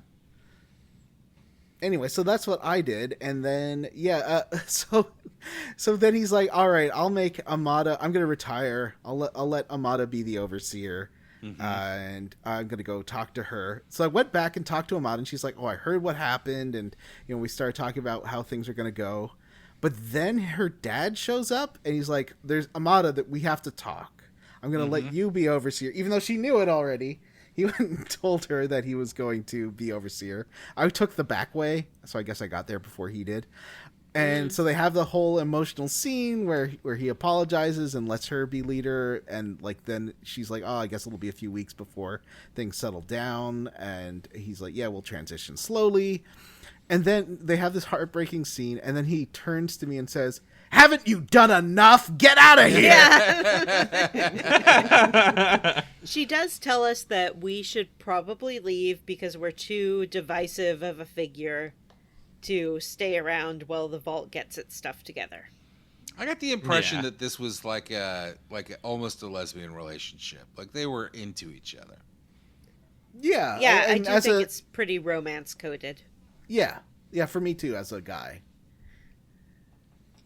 I was like, I don't want to stay here anyway. I have a house in Megaton. We haven't Yeah, really talked that's- about whether or not you guys got a house. I did. We did talk about it. Everybody had gotten a house except for me, and then I got it I next. I- the I next made a download. heart-shaped bed. I put that in and workshop so I could build bottle cap lines and shish kebabs and stuff. Oh, I really nice. appreciated. I had the medical thing and also the lab, which let you detoxify yourself because I toxified the shit out of myself constantly in this game. I was constantly getting addicted That's to amazing. drugs, and then going back home and detoxifying myself. I Jim, got how many the, drugs did you get addicted to? oh. I did Jet a bunch. In fact, every time I found Jet, I would take it. I did the retro design, so you have like a television and lots of cereal and canned goods. It's great. I didn't do any of the designs. I didn't want to waste my money on that. I probably could have by the end, but I. You wouldn't didn't go want a back there that heart-shaped often. bed in the middle of the room? It's wonderful. Why would I want that? Why- And there's a chandelier of two women in coitus with each other that hangs over it. Well, I didn't notice that. You're biologically inclined to block that kind of stuff out, Johnny. Naked women can't compute. So, after trouble on the home front, why not head over to Canterbury Commons and Jim is gonna tell us what happens. That's right. I called you out, Banks. Whoa! Sure. So when you happen upon Canterbury Commons, you see a big commotion, and there's a guy and some robots. I guess a guy in a robot suit and some robots fighting a bunch of ants and a lady in an ant suit. And after they disperse, you come to learn that the bad guy, the quote-unquote bad guy, the antagonizer, the lady who's in the ant suit, has been like sending her ants after the townspeople and attacking the town. And this quote-unquote hero called the Mechanist he thinks he's defending the town with all of his robots and lasers, but in fact he's causing more destruction protecting the town than the ants did when they were attacking the town. The people of the town are like, they think the antagonizer is like a joke. They're like, the ants aren't really dangerous. They're just confused. Yeah. Yeah, but she's just a woman who I shows up and she's like, I'm the antagonizer. Yeah. And I didn't like the antagonizer destroy one of his favorite robots on Yeah, I accident, think and that's that's a when real he issue. decided that he was going to become the Mechanist. Yeah, he had a robot. They had a robot that protected the town, and the ants destroyed it. Yeah, so he dons his Mechanist suit and I love his Mechanist takes up residence helmet. at the robot His helmet factory. is I know, so it's so ugly. great. It looks like a bucket. It's just a It's like bucket. an upside down bucket. But the townspeople are like, "Hey, can you like take care of this for us? Like, stop this madness. Like, figure out a way to find some peace or kill them both. It doesn't matter. Just fix this for us." So, you can talk to both of them, you can talk to one of them, or you can just kill them both. What'd you guys do? I I went talked to them both down and Yeah. took their suits and let them go because I'm a nice person. I went to talk to the antagonizer first. You have to sort of sneak into her lair and kill a few ants along the way. But once I got to her, she was willing to have a conversation. And I had actually been to a sort of derelict comic book printing press before. Oh, really? And I found on one of the computers there information about an unreleased issue of Grognak the Warrior, where his nemesis, the Barbarian. antagonizer, is redeemed, because it turns out she's just a poor little orphan girl who didn't know what she was doing. So I said to this antagonizer, listen, I know where you got your idea to be the antagonizer from. It's from a comic book. And she's like, how do you know that? And I was like, listen, the comic antagonizer lady, she got redeemed, and it's not too late for you either. And she was like, Did oh you my give her the God. comic so she could read it for herself? I No, didn't because have you only it, but read about it. You don't you actually only find read the comic. about it. Yeah. But I told her about I it. tried to appeal to her better nature because she's, she wants to destroy humanity because she thinks humanity is awful. And I was like, hey, I think there's some hope for humanity. And she's like, there might be a little spark of hope, but I'm going to snuff it out. And then she tried to kill me. I just told her that I had faith in her, and I know that she's still a good person in spite of what's happened. And she, even though I had that Grognak information, I also had the information about her past and how her family got killed. But I just kind of skipped all that and just told her that you're not a bad lady. You mean well. And she's like, you know what? I'm not a bad lady. You're right. I'm just gonna drop all this. Here, you can have the costume. And I don't even know if I had to do because I only had like 30 speech or something. I don't think I passed the speech check, and I didn't reference either the comic. And I found Hubert's comments, which is really annoying to get to because you have to like go through some unused tunnels and stuff to get there. And but it's a cool location, definitely worth going to. But yeah, I had to do some extra work to get that, and I didn't even end up using that knowledge. And she's like, Yeah, I was I'm able to talk sorry her I was down. the antagonizer. She did attack me the first time I went in there, and there was a speech check that I had to pass that I failed, and then she killed me. I did this pretty early, but she killed me, and then I reloaded my save, and I took some jet, I think, whatever it is that ups your intelligence. Mentats.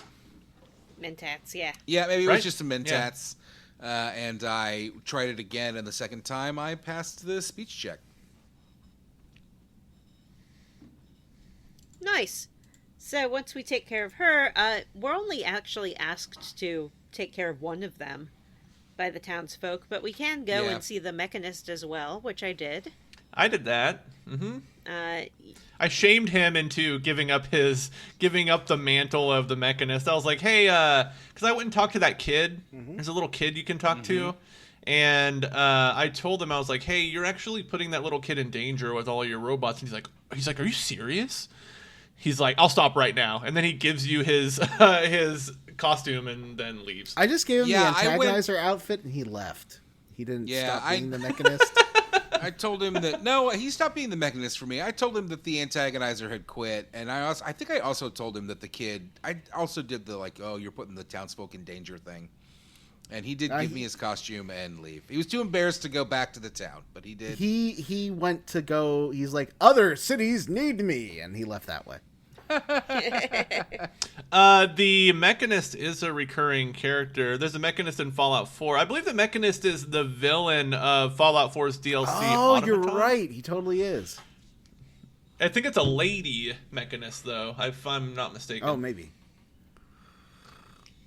I Black Widowed him into leaving. I was just like, come on. And he's Oh, like, you know yeah, what? you're I right. lady killed her.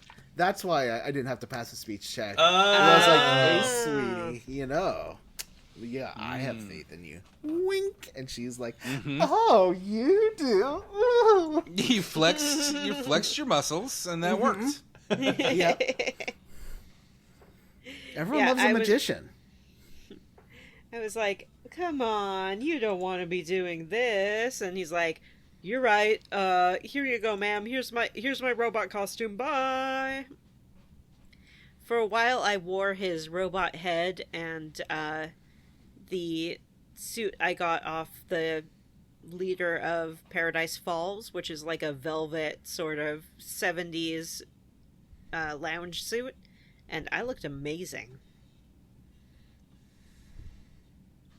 I wore the suit for a while, and then I was like, I didn't like the way I looked. I was using the laser Gatling, and I had a suit on, and I was like, I felt like I looked a little too industrial. So for a while, I put on the sexy sleepwear with the Mechanist helmet, and I felt a lot better in that. And then at the last mission, I was like, I don't want the helmet on anymore either, so I wore the sexy sleepwear and the party birthday hat. Yeah. Yeah, I ultimately settled on wearing sort of a bog standard combat suit and Poplar's hood and the ghoul mask. And then I realized I could wear the sexy sleepwear with the ghoul mask and Poplar's hood, and it looked amazing. I was surprised. I did try some power armor in this game.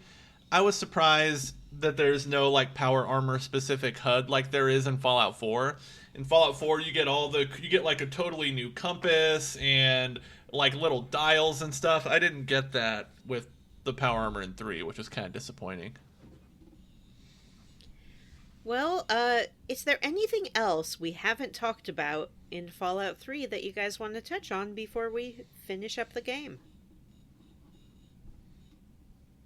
Well, I finished the Wasteland Survival Guide, so I did yeah. find that, and that led me to accidentally finishing the Robot quest, because you have to talk to someone who knows the history of Rivet City, and who better than the founder, who also is the guy who did the face surgery on the robot. Oh, that's right, yeah.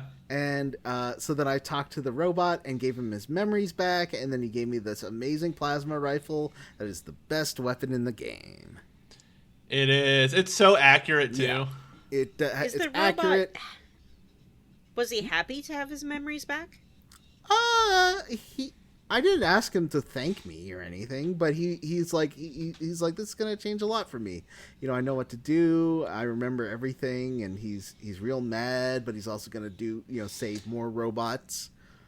And yeah, he seemed more grateful for you keeping his secret than he was upset at learning he was a robot. Exactly. Interesting. He's like, well, now I have two parts to me, and I have to kind of reconcile both of them, like his life as an android hunter or Blade Runner, whatever, beforehand, and his life as a guard afterwards. And he still has those memories of his wife that never happened and everything. That's tough. Did you not do it that way? That seemed like the best option. I think it's No, the I most let him honest. keep his human life. Oh, interesting. I was like, okay. I don't know Wow. about any robot. Let him live in ignorance. Ignorance is bliss, says Vanessa. Well, I assumed that was a decision that he had made for himself to forget. did. So who am I to remind him? Yeah, I thought it'd be fun. And that's why Vanessa is riding for Biden. Wow. I didn't do the Wasteland Survival Guide, but I did read about the different ways that the quest can turn out. Are you guys familiar with that? Can we talk I was about looking it? a little bit. It sounds interesting. I think I got a pretty generic, like, you did good survival guide that just gives me Yeah, critical if bonuses you and if you do a bad one, like poorly researched, I was reading that you can run into like a wastelander who's trying to use a book to survive, and he almost dies fighting a mole rat. And then if you go to talk to him, he'll give you the book back and say it's only good for a laugh. And also you can hear dialogue from Three Dog on the radio, who talks about, like, he says, "Don't read the book; it's gonna get you killed." Oh, I guess I got really funny. I got the cynical book. It turns out, the effects of this style increase critical hit chance, likely from trying to find more creative and sadistic ways to hack and blast things into a fine red mist. Wow. I did the Smarty book where Moira was like, I was worried it was going to go over our readers' heads, but, it's actually extremely well researched, extremely detailed. It has everything you could possibly want to know. And I did run into someone in the Wasteland who was talking, like, was being attacked by, I think, a raider or something. Mm-hmm. And then he's like, I have nothing to worry about. I have this Wasteland Survival Guide. And I could be like, I wrote it. And he gave me something as a thank you. I think some caps or something. Yeah, I think like they give that. you some. I think they give you some caps. Mm-hmm. That's very silly when you consider the fact that this game takes place over the course of a few weeks at most. It feels like the way that things are talked about, it sounds like it takes place over months. Yeah. It doesn't, because you literally watch the days pass. Like, you can... I know, but it's just, it's what do you call that? a creative license. Maybe they're or sort of something. like representative days, you know? Mm-hmm. Like just kind of the vibes of days. The vibes of days. All right, well let's wrap this fucking puppy up, shall we? Yeah. Oh, yeah. So, we head back to the Citadel, aka the Pentagon, and we say, oh my god, they got the Gek. I don't know what to do. They're trying to start up the Purifier. The Brotherhood does not want the Enclave to have control of the Purifier, because then they'll have control of everything, basically. Because, as we know from Mad Max Fury Road, he who has the water has the people. Mm-hmm. But the Brotherhood has been sitting on something pretty game-changing. Literally. And that is Liberty Prime. Optimus Prime. Liberty Prime is a 2-story robot that they just kind of have. I guess it must have been in the Pentagon and they've been fixing it up. Yeah. Yeah, they've been I mean, fixing it up. Yeah, because there's dialogue about it before. You can ask all about it and look at like logs and stuff. Did you think Liberty Prime was voiced by Peter Cullen, voice of Optimus Prime? Because to me, it's and Yes. online it's inconclusive. Some people say that's got to be Peter Cullen. He's not. There's no credited voice actor. No credited voice actor. I absolutely thought it was yeah, me too. Optimus Prime. Yeah. I would It could think just maybe... be somebody doing Optimus Prime, though. You know, Yeah. like that's that would make sense. Yeah, I don't know. Would it be more likely that they wouldn't credit someone doing a sound-alike, or that they wouldn't credit someone famous for doing a similar character? The former for sure. Yeah, Yeah. it probably is the guy, because there was one suggestion that said that it was the guy who did all the robot voices just doing a Optimus Prime impression. That makes a lot of sense too. Yeah, Yeah, it that does. does. He sounds great. Yep. Yeah. So we can talk to Sarah Lyons, and she says, I'm heading out there with my Lion's Pride. We're going to retake the Purifier. All we have to do is basically let Liberty Prime do the work and make our way there. So we get this long sequence where we follow Liberty Prime through the streets of DC. They also Yeah, say, he's like, great. now you're a lion, so take your power armor. Like, I don't want your fucking power armor. I'm doing just Yeah. fine in I already had my my- ranger coat. I already had my own power armor, so I didn't give a shit. Yeah. And I'm doing fine in my sexy sleepwear. Me too. I learned very quickly that you cannot get too far ahead of Liberty Prime or he will stop moving completely Yeah. and stand there stationary. It's just super annoying. Yeah, I think you're told, though, to, like, stick close to Liberty Prime. Yeah, and stay behind. Yeah, I think the game It just says wants you to follow. hear all of this dialogue because he has some of the best dialogue in the whole game. Liberty Prime talks about destroying the communist scum as he goes along. Yeah. And Yeah, my favorite line of his is "Democracy is non-negotiable." Yeah, that it's a pretty silly moment, I would It say. is. Yeah. but it's fun. Yeah. Liberty Prime blasts some force field barriers that the Enclave has set up. You're sort of... He like walks into Yeah. Well, them. he like walks into grabs them the and overloads pylons them. Yeah. and overloads He them. does that on the last one, but on the first one, he just like walks into Oh, it. okay. He's pretty cool. He's super cool. He blasts their vertibirds out of the sky. He blasts everything. That's pretty cool. There are a few Enclave soldiers that sort of shoot at you from the buildings as you walk through DC. Mm-hmm. And it takes you a little bit of a circuitous route, but it's fun. I enjoyed it. And then we finally reach Project Purity. We just have to run through, shoot a few Enclave people, get to the control room. This is where I found Colonel Augustus again. Whatever we decide his name was. Autumn August. Colonel Augustus Autumn. Autumn is there. I was hoping for like a way to just like have a little talk and not have to fight him, but he wasn't into I that. tried. Yeah, I tried too. I was like, look at my sexy sleepwear. Not interested. I was did definitely one hit rocking the kill power armor everyone at the in end of that this game room. here. I was just like, zap, zap, zap. It was I did too. Yep, I bezapped them all. I did take Augustus' coat, even though it's the end of the game. There's no reason for me to have it, but I'm like, I'm taking I it did that anyway. too. Then we head up to the controls, and we learn, oh no, something has happened, and the control room is flooded with radiation. The only way... Well, I think it's still irradiated from when your dad released all that radiation in there. But someone has to go in there and turn And you can say on the Sarah machine. can do it, right? Well, who would do that? What a monstrous choice, Johnny. Or you can tell Fox, who is immune to radiation, to do it, and he's like, "But it's your destiny." But oh yeah, I'll do it. If you have the DLC, he'll do it. I decided to do it myself just to see what happened. Oh, wow. What happened, Johnny? I died, but then didn't die, and I was fine. What? So, Johnny, how did you know what the code was to turn on Project Purity? I saw They it. say it 1,000 times. Yeah, it's the... I mean, someone says it. I remember hearing it. Because I had the option to tell Fox what the code was. Right. And the But I code decided is, to do of it course, myself.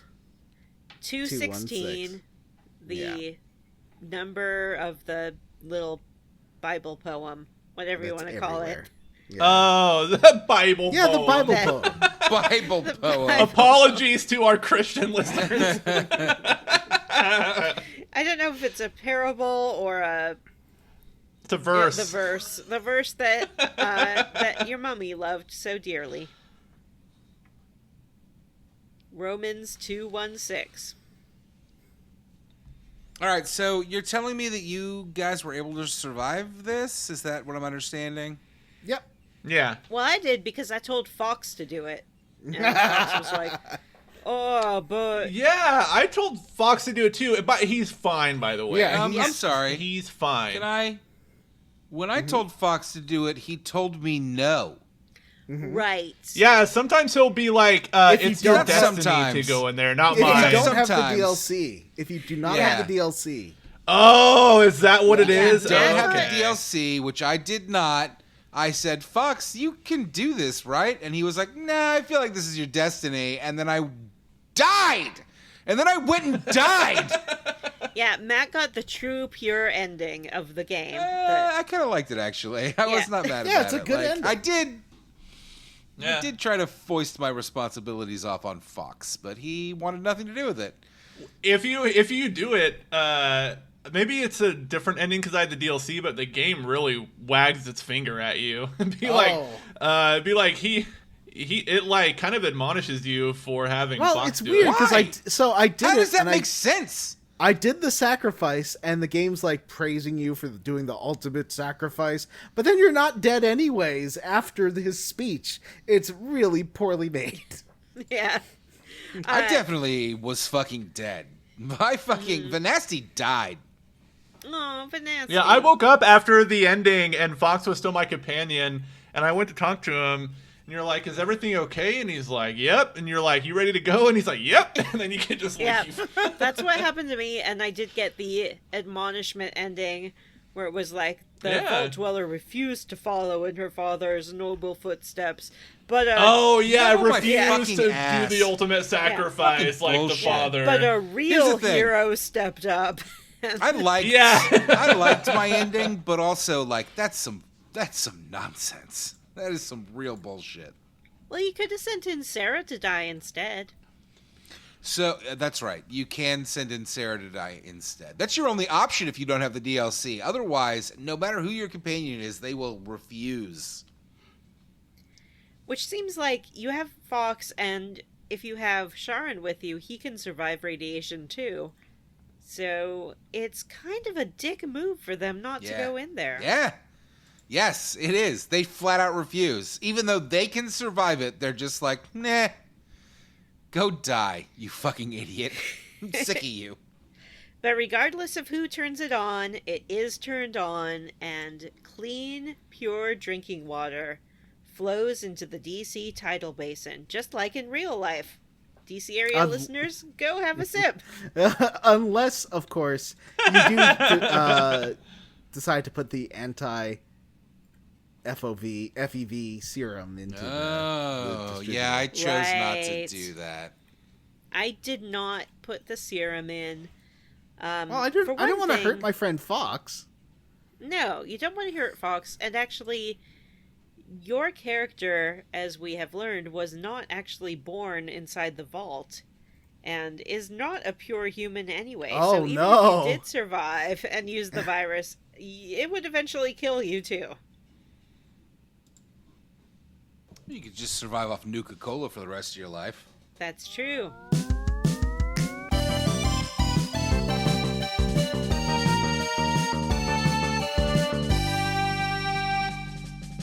Well, that's it. That's the end of Fallout 3.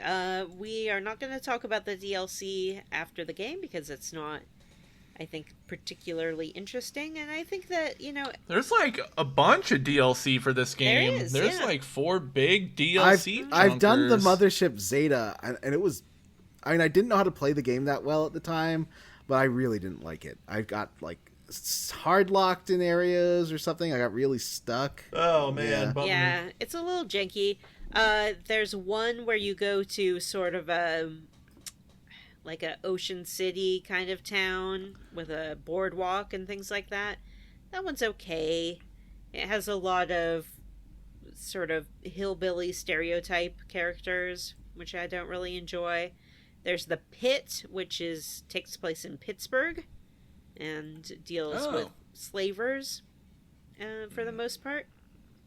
And then there's one I've never played called, I think, Operation Anchorage, where you're not that one's even playing boring. as your player character. Yeah, you just play as like a old-timey It's a VR... soldier. It's like a VR thing, like in what's that town in the vault? Like that Pleasant View or whatever. Yeah. So you basically go through some missions as a soldier. That one boring as hell. And then the endgame one, Broken Steel, is just kind of clearing out the remnants of the Enclave with the Brotherhood. All right. That's what the one that when you wake up after, even if you did choose to irradiate yourself, you wake up and it sort of pushes you into Broken Steel. Yeah, the Brotherhood's like, oh, you died, but we got you. You're okay now. Yeah. Time for Broken Steel. Broken Steel, the only thing that's about it is a little bit fun is that sort of scattered throughout the wasteland, you get to see the effects of having purified the water on different communities. Oh, that's cool. So that's nice. cool. Yeah, And that's I do like in Mothership Zeta, they've grabbed warriors from all over space and time. So you got like samurai and cowboys and everything. And the samurai only speaks Japanese. It's pretty funny. Yeah. Yeah, that's fun. I thought Mothership Zeta was pretty fun, but I did have some jankiness where it felt like a soft lock. It actually was, and then I had to like go back and get a character who'd gotten stuck somewhere. Yeah. It's just not very great. Yeah. I can't really recommend it. They don't shine the way that the New Vegas DLCs shine. Yeah, those are, even if they're ugly as heck, they're really good. Yeah. So, what are we going to do next time, Johnny, if we're all done with this game? Okay, I've got a question for you. Do you want to have a longer first episode, last episode? Do you want to do this in 3 or 4 episodes? 4. Traditionally, it's better to have a shorter first chunker because we have more to talk about around it. All right, so if we're doing it in 4 chunkers, then we should just finish Act 1. Cool. I think there will be a lot to talk about. There's a lot of Alan Wake including Easter eggs. the video content at Episode. the end. You have to. The have Act to do all 1 that. conclusion episode. Yeah. Yeah. Okay. All right. But before we move on to our end of show business, it's time to finally put a little bow on Fallout 3 and ask, Jim, are you roundly for or squarely against Fallout 3? I'm roundly for. This game is fun and funny and has some really fun quest lines. I think the named side quests are the best part of the game. I actually think the main quest is kind of boring. But all the stuff around you in the wasteland is really fun. The I main think the quest only thing that I did, the crazy VR black and white. yeah, that's kind of the bright spot in the main And then quest Liam line. Neeson I think. The rest of dies! it's pretty. Yeah, That felt Okay. predictable. but Like I'm like, oh yeah, Yeah. let's do this. All right. they can't afford No, you're Liam right. Neeson for the whole game. But I think the only thing I didn't like about it was the way that it looks. It is a goddamn ass ugly game. I thought on PC it looked really nice. I mean, the textures were a lot smoother, but the color palette's all Yeah, you're right, brown you're and right, gray. Like, I mean, I think that you was just my described big every issue with Fallout it. game. But there's some nice points. Like I was going to the Dickerson little church, and just like the sun coming up over the hills was streaming through. The game, surprisingly for such an old game, I mean that game is like 17 years old now. Looks, or yeah, 16 years old. Looks really good still on a modern computer at times. But yeah, the color palette is really monotonous. yeah, it sure is. John, how do you feel about? Or I guess I'll let me rephrase the question.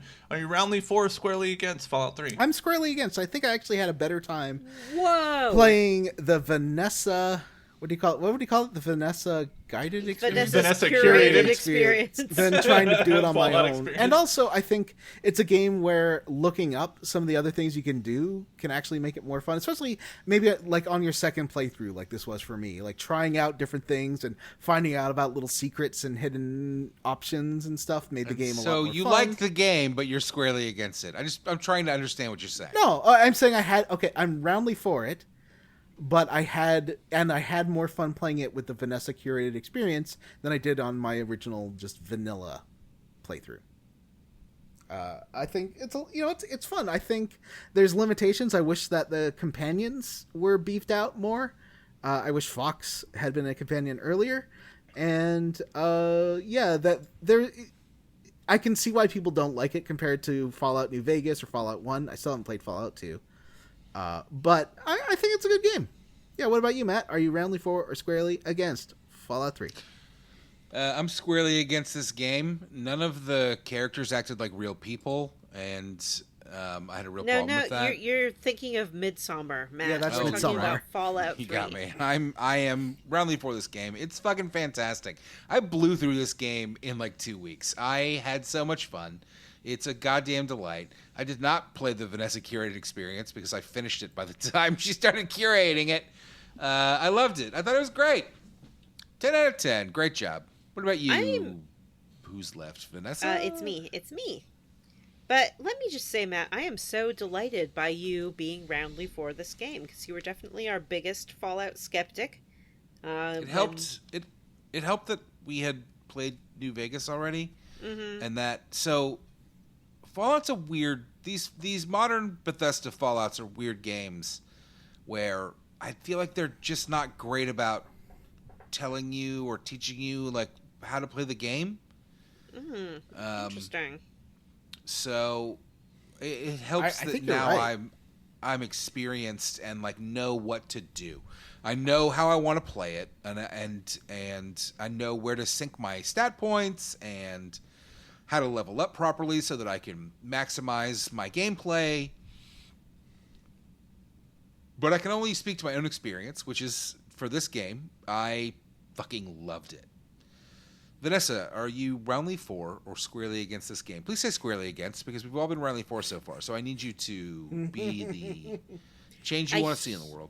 I hear you. I understand where you're coming from. However, I cannot tell a lie. I am roundly for this game. Of course I am. This was my nomination to play this time. I am really happy that we finally got to play it on the show. I liked this game a lot when I first played it, and I think, believe it or not, I've only grown more fond of it over time. I can see Is that. it ugly? Yes. Vanessa, how do you feel about the fact that so far this year you were the only person that's chosen games that I've been rounding for? Wow. Proud.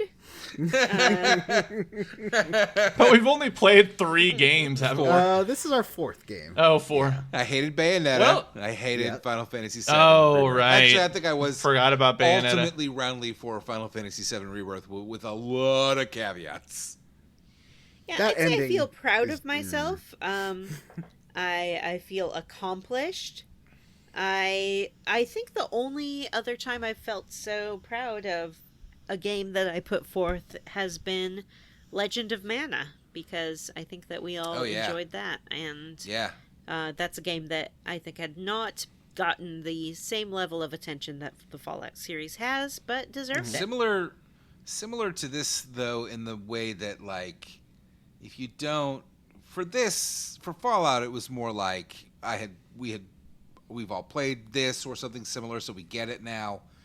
Whereas Legend of Mana, you were straight up like, use a guide. Yes, because you can be completely lost in that game without one, for sure. All right. That's it for Fallout 3. Man, kind of wish it wasn't Wow. over. Like, I know.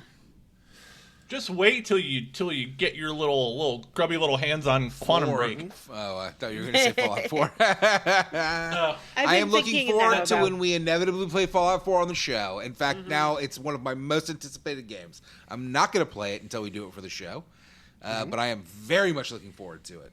Yeah, and that Because thing's 10 years old next everybody- year. The consensus online is that New Vegas is the best, and a lot of people don't like 3. But having now played it myself, like, I don't know what the complaints are. Is it as sophisticated as New Vegas? No, it's not. It's also older. That's how shit works. Like, it's fucking It's fine. not It's that a much great game. older. Also, it's got Liam Neeson and It's Malcolm not that much McDowell. different either. It's the same engine, basically, entirely, Yeah. and the same assets. With a lot of recycled assets. 3 Yeah, it New was Vegas. 18 Yeah, that's- months after 3 came out that New Vegas came out. Yeah. Well, Yeah. that should, I mean, so Yeah, one of the best do- games of all time, Yeah. recycled a bunch of assets. Maybe they should do that more often. yeah. I agree. Yeah, I totally agree. Yeah, 4 has some more of the, a little bit of the sort of nuanced faction stuff of New Vegas, but more of a 3 straightforward story, I would say. Mm-hmm. All right. Hey, Jim, Hey. Oh. Hey. now that we're done with all of that, I've been wondering, and this is, I guess it's a question I can ask in front of everyone. What's a Patreon? Sure. Patreon is a platform where people can pay a subscription to get access to extra content outside of what might be on an artist's primary feed. And the context of Square Roots, our Patreon is kind of sticks to that same concept at patreon.com/Square Roots Podcast. We have a ton of sweet ass bonus A content. legitimate fucking ton. There's so much. Yeah, a ton. Hours, days maybe, of content on our Patreon. You can get access to all that content at the $3 subscription level. Only $3 a month, guys. Wow. Gets you so much sweet content to put in your body. If you enjoy And- the and Square Roots around your body. podcast, you're going to enjoy us talking about other video games, movies, playing random games. There's Silver so Bullet. much. Silver Talking about Bullet. Silver Bullet. Various boat-based Uh, horror films. Definitely multiple Taskmaster-esque boat-based horror films. episodes. Taskmaster. Yeah. Like I said, access to all that content at $3. At the $5 subscription level, you can have all that content plus the ability to vote on games that we play on the show. As John said earlier, our next game is Quantum Break, but after that, we will be launching a vote. So stay tuned for that. Actually, when this episode releases, we'll probably have a new vote up in the next couple of weeks. Yeah. So, so if you want to have a say in the game that we play on the show after that, subscribe at the $5 level. Quantum Another benefit Break. of being a patron. Quantum Break. Yeah. Another benefit of being a patron, no matter what level you subscribe at, is we like to personally thank some of them on the show every week. I'm going to start us off this week by thanking Justin Rash, T Bumpkins wishes everyone a happy new year from Tickle Crab Islandu, Brie Girth, Sammy Mitchell, It's Ross July. Hartley, RP Siege. Matt is my fave. Matt, is that your mom? No, which is weird. Who is that? Magpie Juju, Brian Pitt, and Doom Train. And I'd like to thank forgot to Keysby update the Knight, patrons. addicted to the smell of natty ice, Stephen Paget, Anthony Lerma, Lexa Varial, Amanda Douglas, Mike, David Shook, friend of DeSoto Aaron O'Toole, and J-Bone. I'm opening it up. I did forget to And- update this, but that's okay. Sometimes I people got like it. to be thanked twice. I'd like to thank Gage Lackerite, Jamie Black, My Battery is Low, Robert T., Anthony Cruz, Omaha Zoopkeeper, Huxley Iguana, Loafing Around, David Green, and Wishbone is Gay. And I'd like to thank Chris Sasaki, Vanessa's mom, Cameron Shoei, Eric Pidkamy, Johnny Five Alive, Oh, You Don't Have the Right, Chad Wilson, AJL. Seattle Sounders will host Club World Cup in 2025, and Arthur A. All right, well, that's it for this episode of Square Roots. If you'd like to send us an email to have read on the air, we are at squarerootspodcast@gmail.com.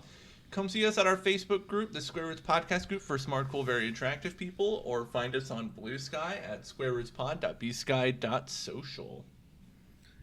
Please rate, review, and subscribe on Apple Podcasts, Ghana, or wherever you listen to podcasts. Thanks to Stephen Morris for our Square Roots theme. You can find Stephen on YouTube. Links in the show notes. All right, for Square Roots, I'm Jim Banks. I'm Matthew Van Zant. I'm President Eden. And I'm the Lone Wanderer, savior of the DC wasteland. The next time you take a sip of cool, refreshing, clean water, think of me, Vanessa. Bye. Bye. Bye.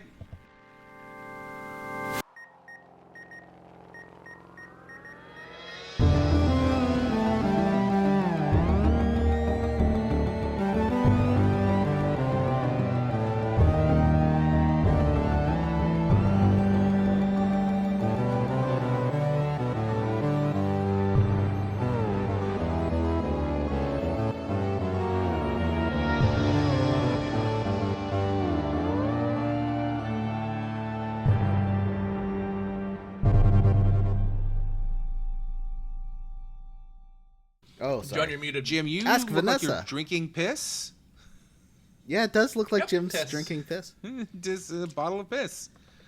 It's green tea. Okay. There's a doggy behind Jim. It's not green though. It's Doggy. definitely amber yellowish. Hello, Denver. Denver, make him come Holy over here. shit! pet That's his the last hand. dinosaur. Yep. Sure he is.